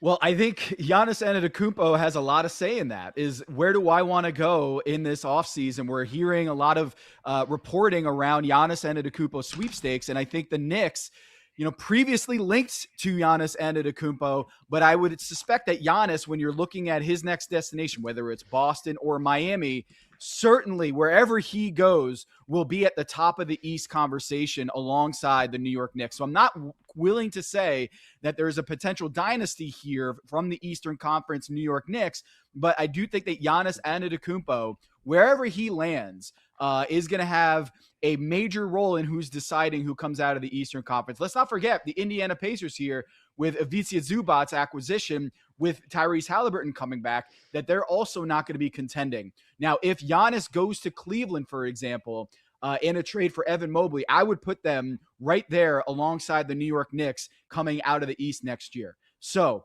yes, the New York Knicks, they haven't won the NBA championship yet, but as we've seen, we've had 8 different champions in the last 8 years. And so the way that the league has looked with injuries to OKC after winning a championship with Jalen Williams and AJ Mitchell, I don't think it's a lock to say if the Knicks win this year, they're going to be repeating next year because of how dominant they've been this postseason. I think the Giannis variable, the injury variable, and I think when you look at Boston and Indiana, they're going to be very hungry to be reclaiming the top of the East because this is a very loaded Eastern Conference potentially with Giannis and Antetokounmpo's the sweepstakes coming down to its final run here ahead of draft day. You mentioned it. We've been talking about Giannis to the Knicks for a year now, a year plus. Regardless of the outcome of the NBA Finals, do you think Giannis to the Knicks is dead?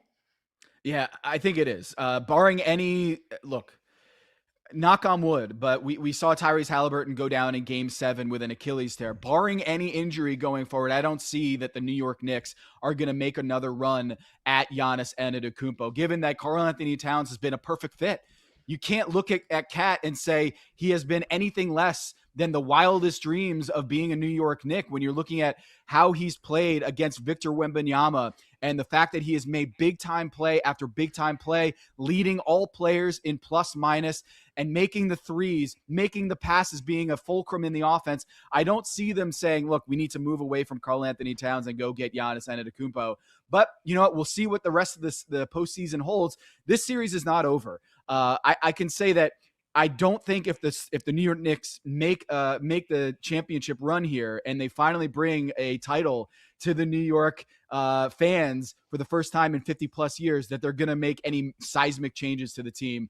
But if they blow this series or a major injury happens that requires them to relook at their roster like the Indiana Pacers faced last year, I don't think that Giannis Antetokounmpo is going to be in the mix for the New York Knicks, but stranger things have happened.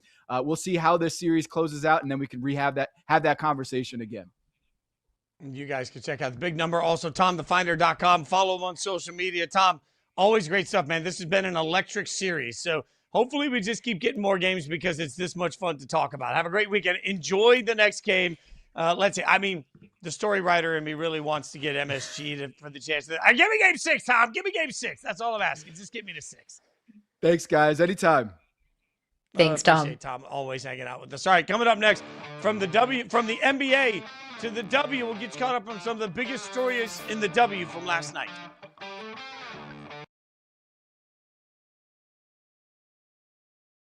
Rubido's going to have to stand in there. He's going to take a lot of big hits because they're going to give up pressure.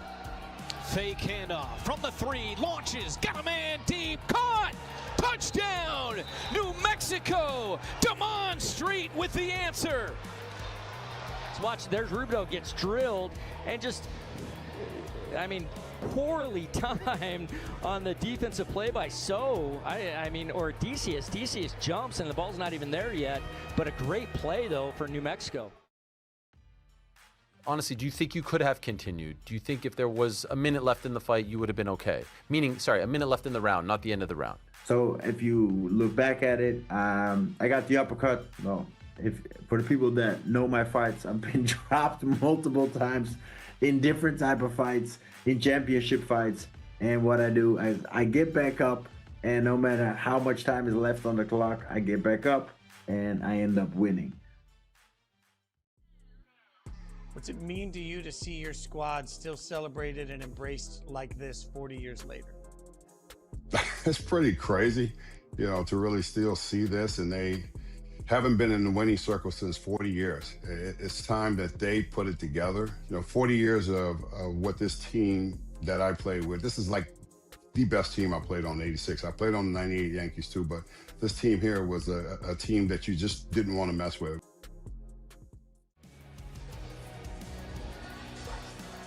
Felix Harper, 7 of 11 in the first half. The efficiency has been the name of the game for him so far this season.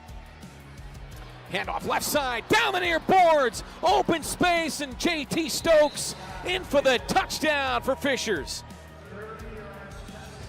And JT Stokes get a carry off the left side on the first play from scrimmage in the second half and houses it.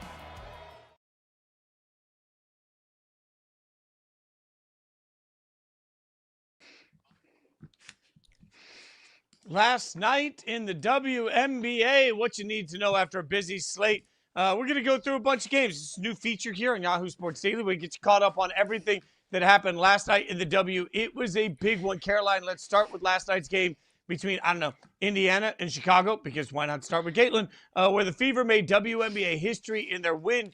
Caitlin and Aaliyah Boston became the first teammates in W history with 30-point double-doubles in the same game. Is this the W's best Crazy. duo? There is a very fair argument for that. I would take Asia Wilson and Jackie Young over Caitlin Clark and Aaliyah Boston right now. No, it's not because I hate Caitlin Clark and Aaliyah Boston. No, it's not because I hate the Indiana Fever.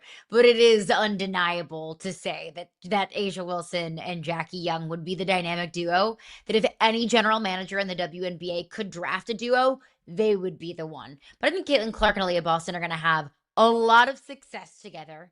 I mean, they're a young duo that I believe will be the Indiana Fever's core for a very, very long time, and they're going to have a lot of success. They're one of the best duos in the WNBA, absolutely 1,000%. Yeah, I mean, that's the But also, thing. let's Like, keep in mind too, like Chicago's not very good. Well, and that's an important part of the context here. Also, Jackie's young, but I just want to remind everybody, I think Jackie is, no pun, Jackie Young is 28. And just a reminder, Asia's about to turn 30. So, like, we're talking about similar age ranges here for some of this. Look, this isn't about Caitlin or not Caitlin. This is not hating anybody. This is about being anti-anybody. This is a real simple question. If right now today you told me I could start with my WNBA team with any duo that we've mentioned, would it be Caitlin and Aaliyah Boston, or would it be Caitlin and Aaliyah, or would it be Asia? It would be Asia all day long. So Asia and Jackie Young, 28 and 30, still count as young enough to me. I would take their dominance today. I like where that is. So this isn't about one or the other on Aaliyah, Caitlin being not incredible. This is about the fact that I believe in Jackie and Asia, even though they're a little bit older. I believe in the two of them as a dynamic young duo, and I also believe that I have a better shot of winning a championship right now with those two than I do with Caitlin and Aaliyah. But we are always aware on this show. We understand everybody's fandom of Caitlin. We love everybody's fan of Caitlin. That's great. So I feel like I have to qualify these things. Just keep us safe, Caroline. All right. The Liberty beat the Dream last night, 104-90. Stewie, 19 and 11, outdueled a monster 25 and 9 from Angel Reese. New York now 9 and 4 overall, 6 straight wins. How scary is the ceiling for a Liberty team that we're used to just being great? Sabrina Ionescu has still not come back from injury. The New York Liberty have won 6 straight games and just beat the second best team in the WNBA in Atlanta by 14 points. And they still don't have their star player back. Just think about how terrifying that is. I mean, the big bad New York Liberty with Jonquel Jones and Brianna Stewart and Sabrina Ionescu just got that much better this past offseason with Satou Sabally. I mean, she had 5 3-pointers in this game. I mean, Satou was a really big part of the trio in Phoenix last year with Cock Hopper and Aaliyah Thomas that really fueled the Phoenix Mercury to get to the WNBA Finals. Now, Satou Sabally leaves in free agency. She heads to the Liberty. And you look at Phoenix, who still has Alyssa Thomas, that still has Kalia Copper, and they're one of the worst teams in the WNBA. I don't think it's just about Satou Sabally, but I think that's a really big part of why Phoenix has really taken a nosedive and what she's done for this Liberty team. And also keep in mind, this 6-game win streak comes on the heels of a 3-game losing streak, when everyone in New York was kind of looking around like, what in the world is happening here? So New York is really hitting on all cylinders. Brianna Stewart and Jonquel Jones, if we're going to talk about dynamic duos in the W, I think Stewie and JJ absolutely belong in that conversation as well. Plus, the scoring that you get from Satou Sabally, who's really kind of a do-it-all, jack-of-all-trades.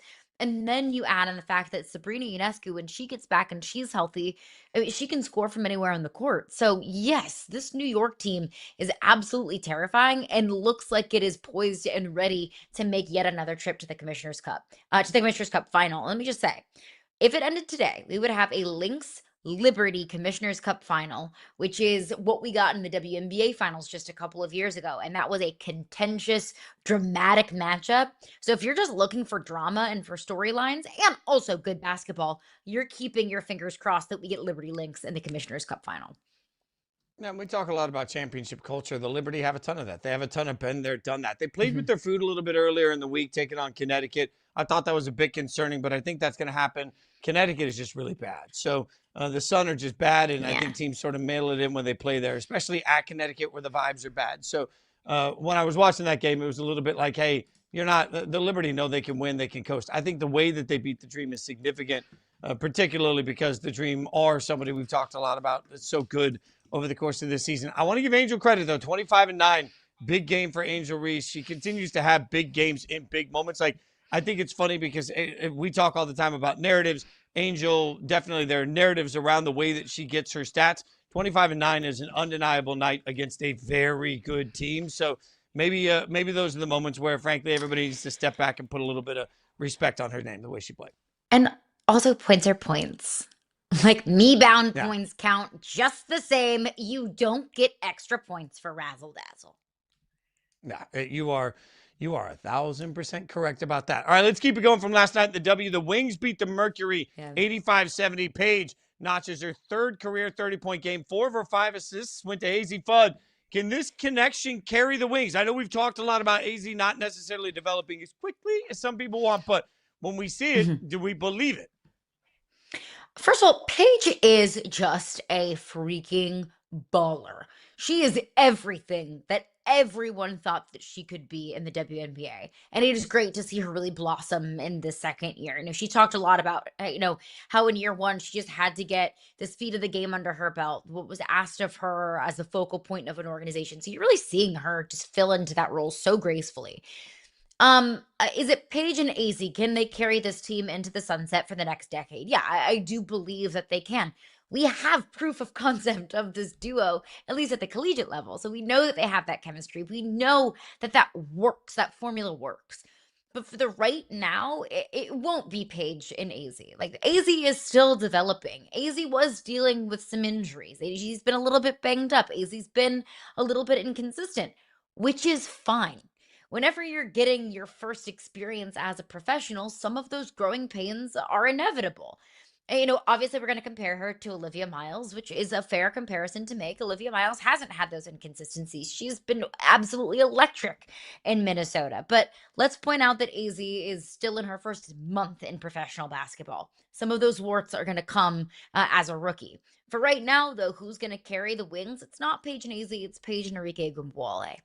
Look, that duo and that pairing looks so much more effective and so much more electric this season than it did last season. Last season, there was a lot of conversation about moving Arike in the offseason because you just didn't think that duo worked, that those two just couldn't share the ball very effectively.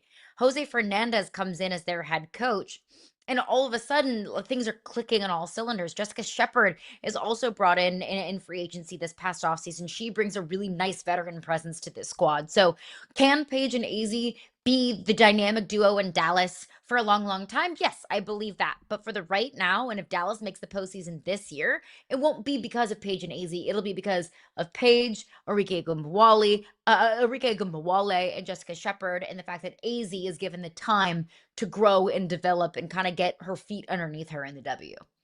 That's the biggest part of this conversation we need to have every time we compare AZ to Olivia and all of these other things. Like, Arike Ogunbowale should not be forgotten in this process. She's a big part of why they're going to be who they are. And also, not for nothing, just keep an eye on this because we keep talking about this player versus this player. There's going to be a loud, growing argument of Paige actually being the best young player in the WNBA before we know it, if she continues to play at the level she's playing at. Again, apologies to Caitlin fans everywhere. I love you all, and I love your passion. I'm just saying there's going to be some conversation about Paige vs. Caitlin sooner than later if she continues to play the way she's playing. One more, Vegas Which Aces. is good. Yeah, it's good. No, it's We're great. allowed to have multiple really good young players in the league. That's allowed. No, by the way, it doesn't mean you have to love or hate any of them more than you'll ever hate any of them. The Aces made it 5 straight wins. We're talking to you, Caitlin fans. Relax. 5 straight wins with a win over the Fire. 32 points from Asia, who I was talking about earlier. 9 made threes from Chelsea Gray. Yet another element for the Vegas Aces. Is there a scarier offense in the W to handle than this one? I mean, there's not a scarier player in the W than Asia Wilson. So just by that and her being your focal point, I would say probably no. When you have Asia in your offseason edition of Kennedy Carter, who's a high volume scorer, Jackie Young, Chelsea Gray. Like Asia is your focal point, and then you have so much supplementary scoring underneath Asia. But I'm not going to ignore the Minnesota Lynx. When you have Olivia Miles doing what she is doing and playing like a veteran, when you have Natasha Howard and Courtney Williams good for 15 to 20 points on any given night, Kayla McBride and how she can score as well. And also remember, the Minnesota Lynx still don't have Nafisa Collier back. She's one of the best players in the WNBA, MVP runner-up last season. So I think once Fee comes back, there's no scarier offense in the W. But for right now, I mean, it's Asia. Like, that's all the support that you need for the Vegas Aces. When you have Asia Wilson, you're terrifying. It's Asia combined with, including Asia, they have 5 starters that are averaging double digits in points. They can get it from a lot of different places. You're right. A lot of W action still to be played. I will just implore everybody to remember that this year's training camp process, this year's offseason was different than any ever before because of collective bargaining that was going on. We all covered it, but it means that some of these teams are going to take a little second to become who they are. So everybody just needs to enjoy great basketball, hang out and wait, because who's going to be who in this W season is a long way from known. We'll keep covering every single ounce of it. But coming up next, we will get back to the NBA Finals as we figure out the MVP odds from our buddy Ben Fawkes.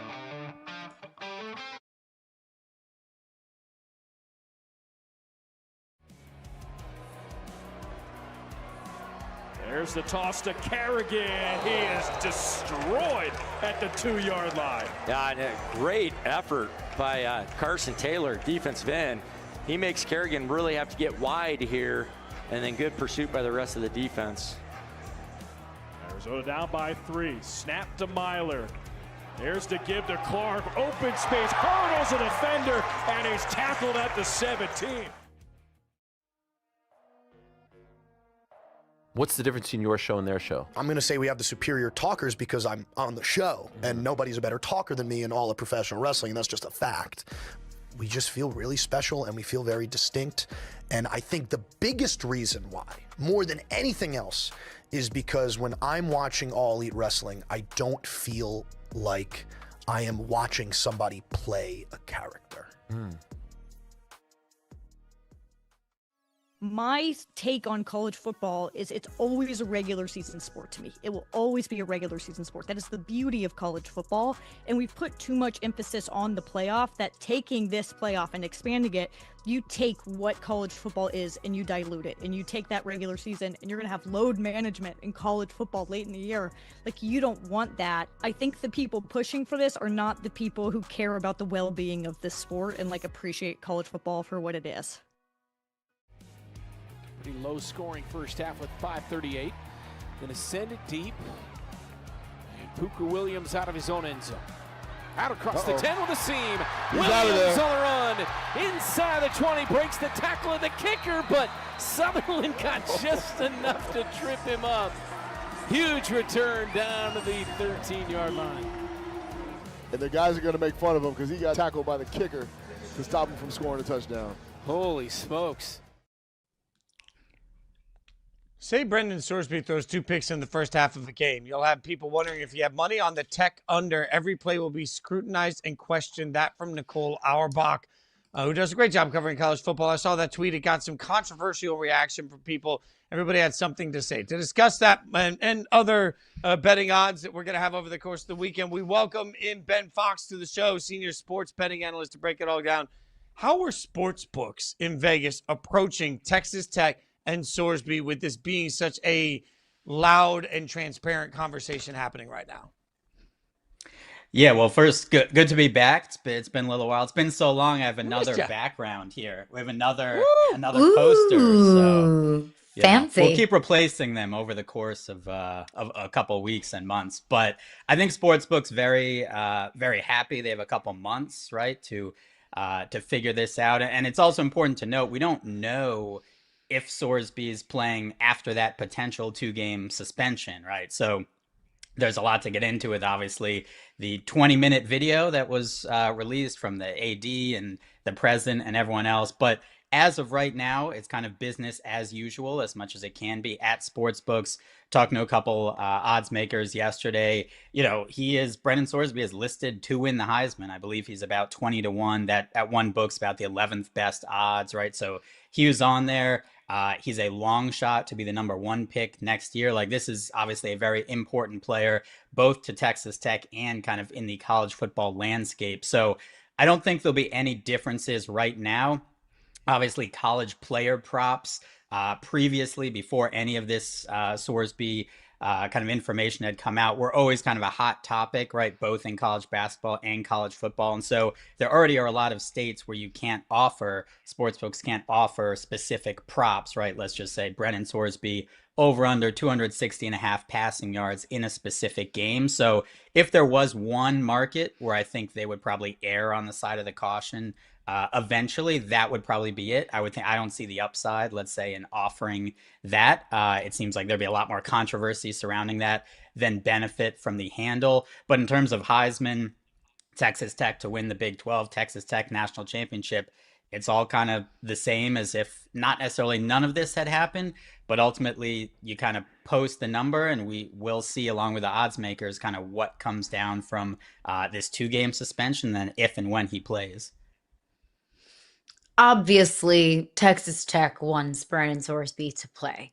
We've heard a lot of athletic directors, the Nebraska AD, the Georgia AD, say we won't even schedule Texas Tech in any sport if Brendan Sorsby is able to play. We know the NCAA is pushing back against the injunction that Brendan Sorsby was granted. The NCAA really pushing back, saying like, this is against the rules. This questions the integrity of college football. So we know what those parties want. What do sportsbooks want in this situation?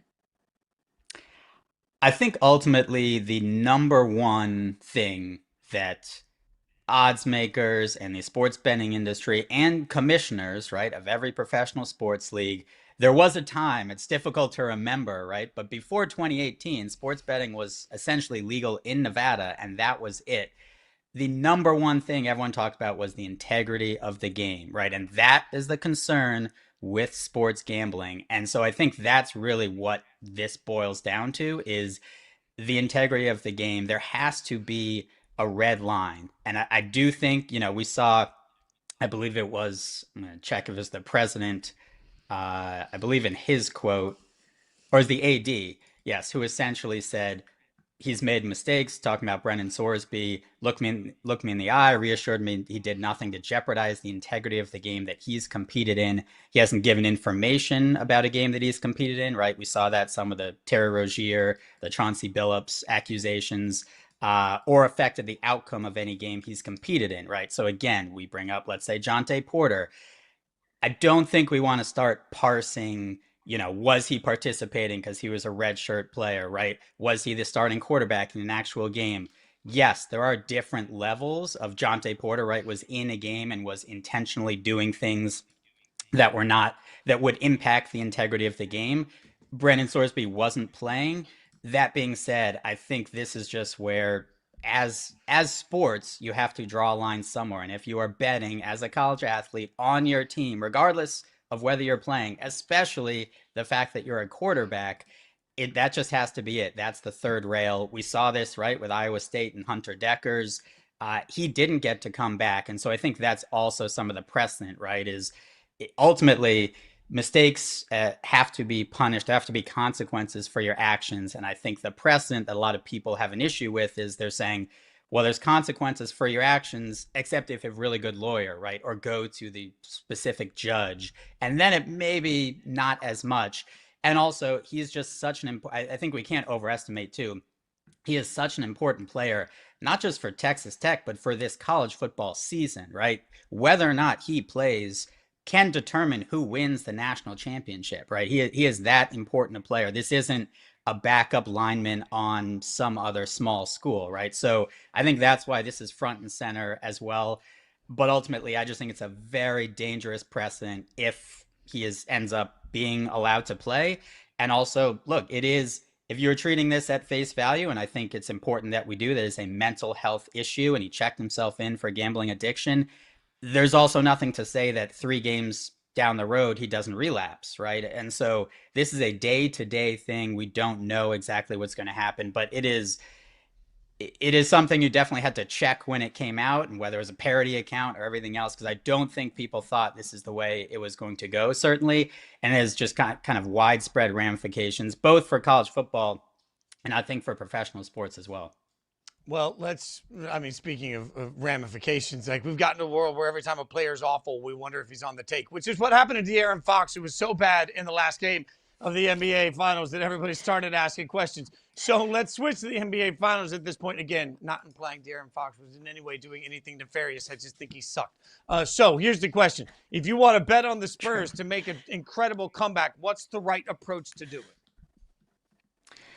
Yeah, I mean, this is a tough situation for the Spurs. As we know, as a T-Wolves fan, I watched very closely every single game. I think it's hard to make an argument that the Timberwolves were better than the Spurs. I think it's also hard to make an argument in this series that the Knicks are kind of the better team, right? They've won 3 of the 4 games, but the Spurs have been up double digits in every single first quarter.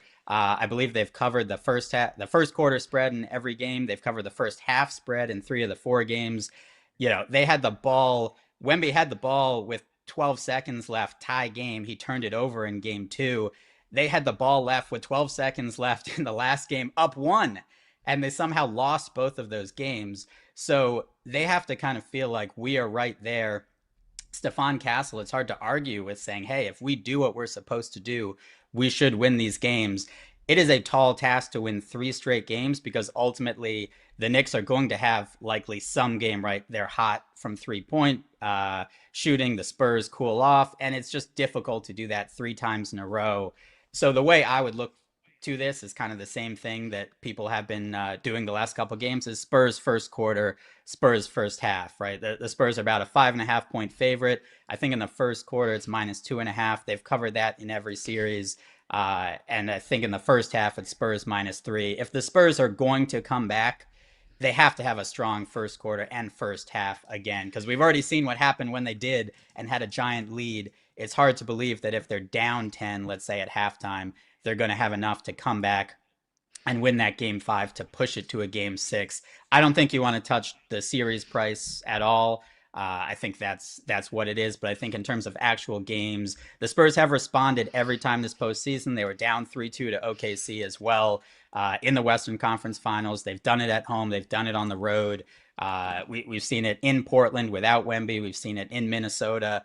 They've responded to the challenge. This is the biggest challenge of all, but they have to feel like, hey, if we can get Brunson in foul trouble, if we can get Cat in foul trouble, and just kind of play the way we've been playing and close the game, there's no reason we can't get this to a game 6. But you bet that first half, and then you don't have to worry. If they're up after the first quarter, up at halftime, you don't have to worry what actually happens the rest of the game and whether we make it to a game 6 or not.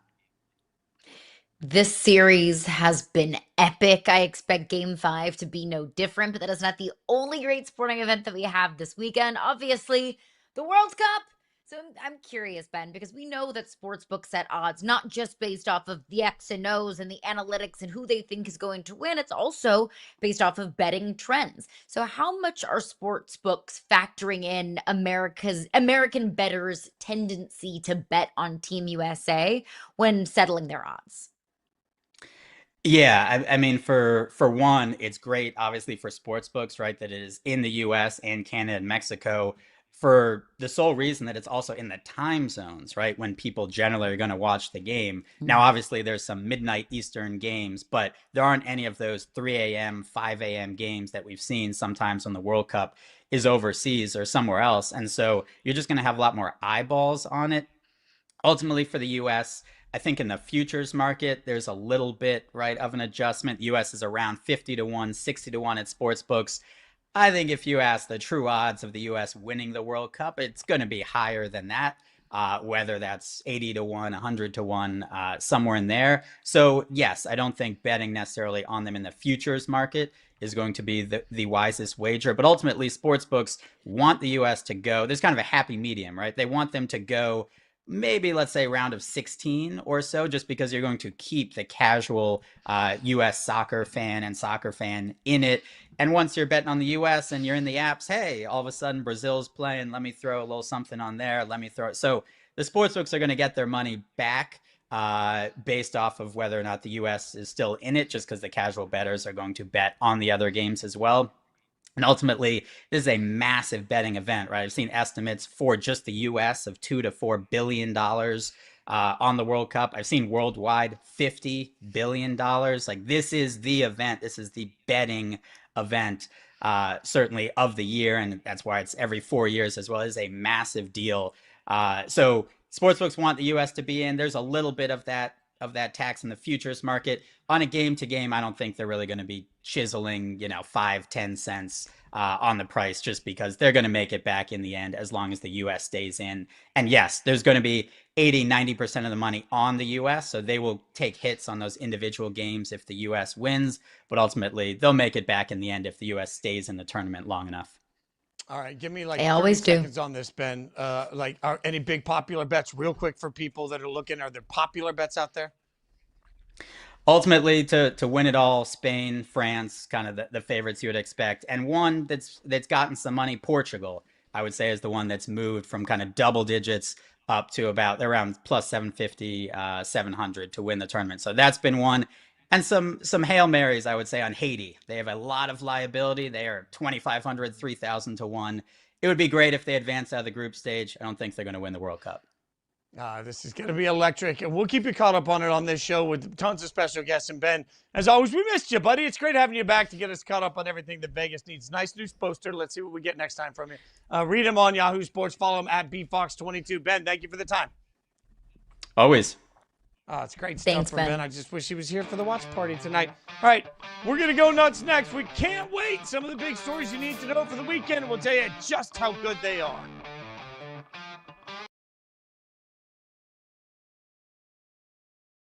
Rubido's going to have to stand in there. He's going to take a lot of big hits because they're going to give up pressure. Fake handoff from the three, launches, got a man deep, caught, touchdown, New Mexico. Damon Street with the answer.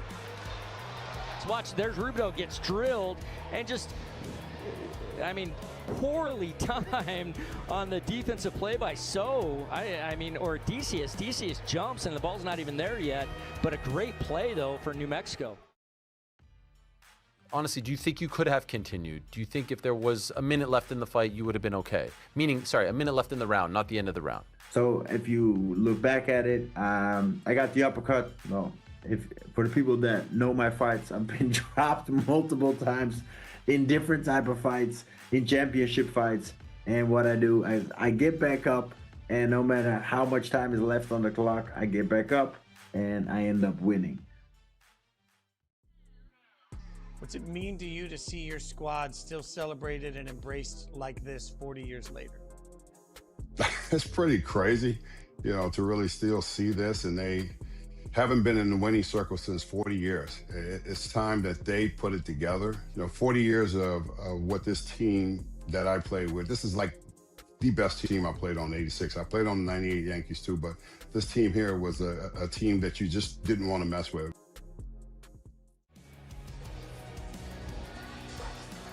Felix Harper, 7 of 11 in the first half. The efficiency has been the name of the game for him so far this season.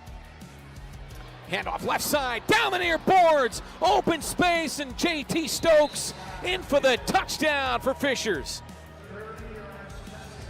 And JT Stokes get a carry off the left side on the first play from scrimmage in the second half and houses it.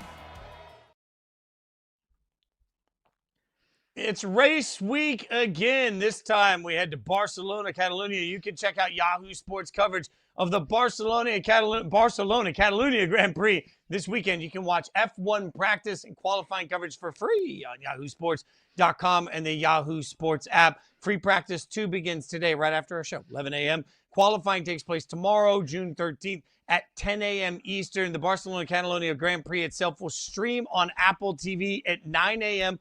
on Sunday, June 14th. For more, just go to yahoosports.com/racing.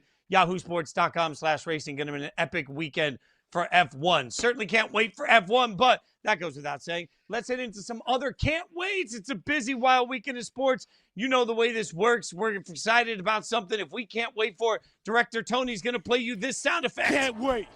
But if we're not thrilled, if we don't want it, if we don't want Bart Scott saying can't wait, what's the opposite of a Bart? It's this.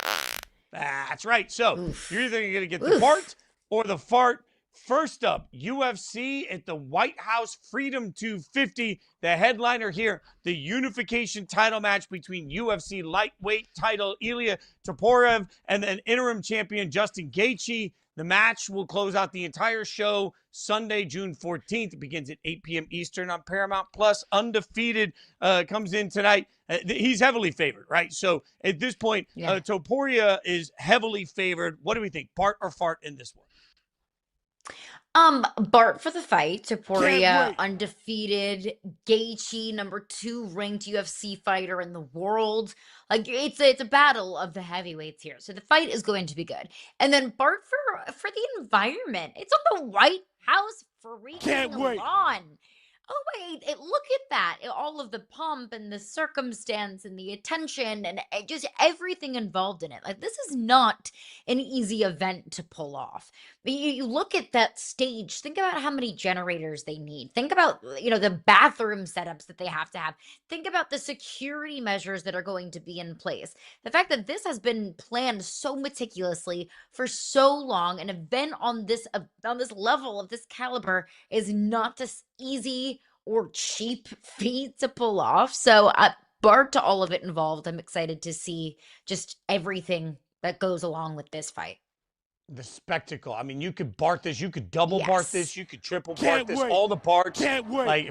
That's what we're doing. You know what? A rare triple Bart. It's about just the view, the angle, the imagery on it. Like when I was a kid and they used to do boxing during ABC's Wide World of Sports, and it was at Caesar's Palace. The coolest part of that wasn't the boxing match. I didn't care about boxing. I cared about the way Caesar's Palace looked behind the backdrop of this entire fight.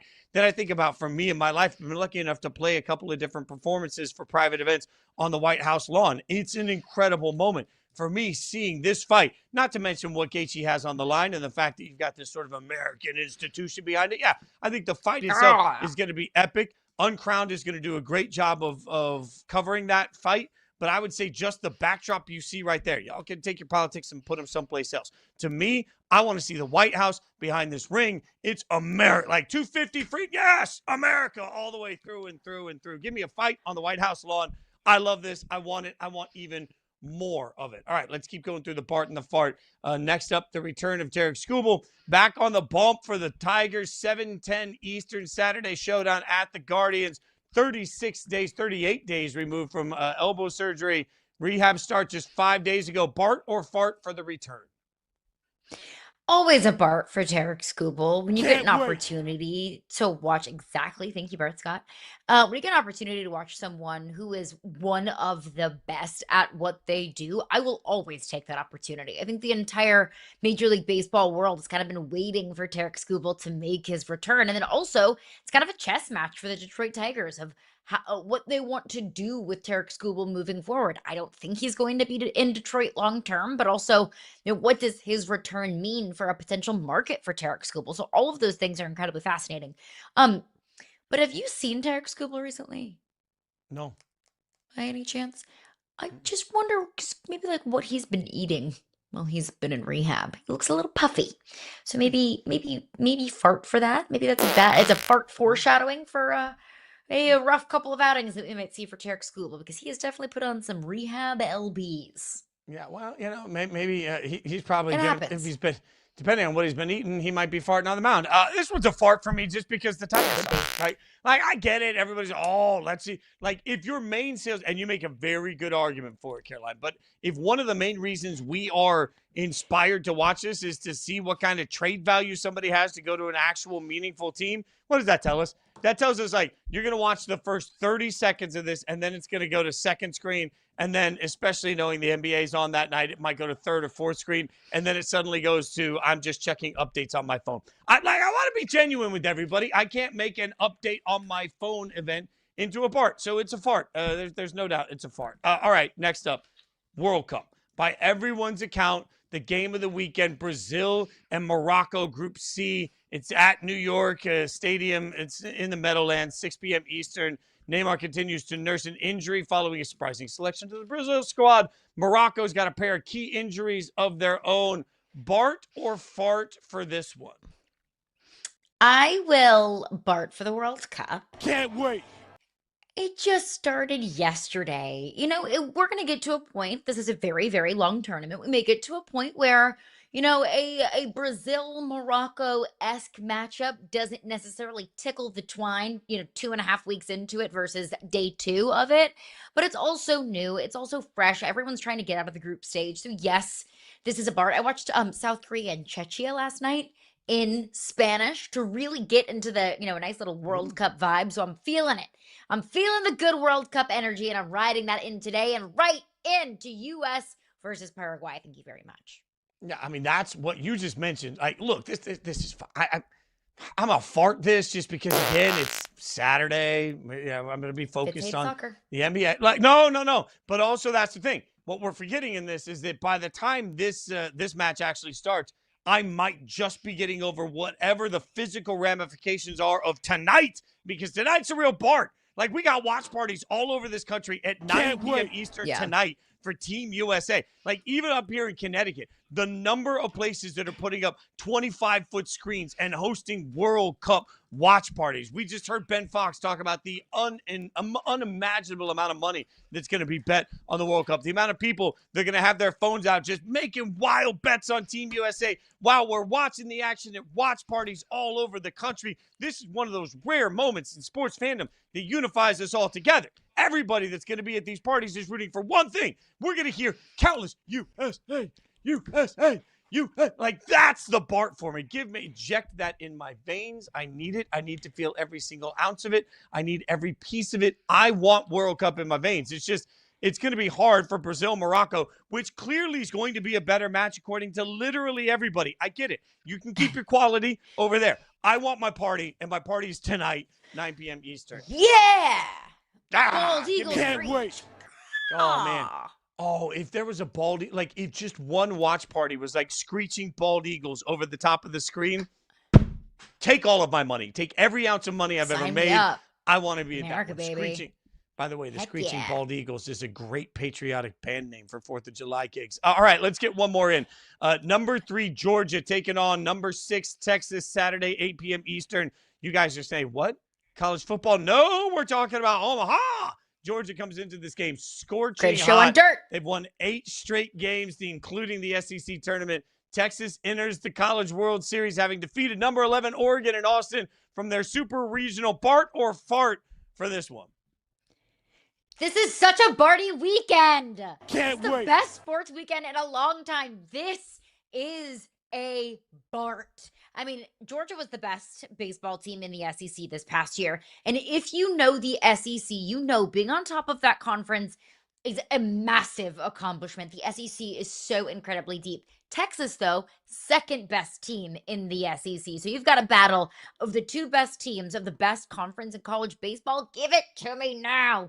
I need an SEC team to win the College World Series this year because the SEC's got a good thing going. They've won each of the last 6 championships. They've won 7 of the last 8. So I need either Georgia or Ole Miss or Texas to ultimately wear the college baseball crown. I also need nobody to touch LSU's Jello shot record. Don't you get close to the 68,888 Jello shots in Rocco's Jello shot record. That belongs to us. Go Tigers. That is an astounding Go record. Tigers. I think what we just heard Caroline tell us, this is the Bartiest of Barts, because it tells Can't us one wait. thing. The SEC is a baseball conference. Who knew the SEC just isn't a football It is. conference anymore? Like, y'all don't win And championships a gymnastics anymore, so- conference. Yes, and a gym. That's what every SEC football fan right now, just put your gear away. Go get your baseball gear and gymnastics gear and wear that to the bars on Saturday, because you may not win national championships anymore, but you still win overall championships, and darn it, people care. Now, this is a part just because of the rivalry in it, and you're right. It's going to be Can't electric. I can't find a way to you-know-what on this. We will be back Monday. We just told you how Barty this weekend is. Come back here. We'll cover it all. Yahoo Sports Daily. Have a safe weekend. Thanks for watching.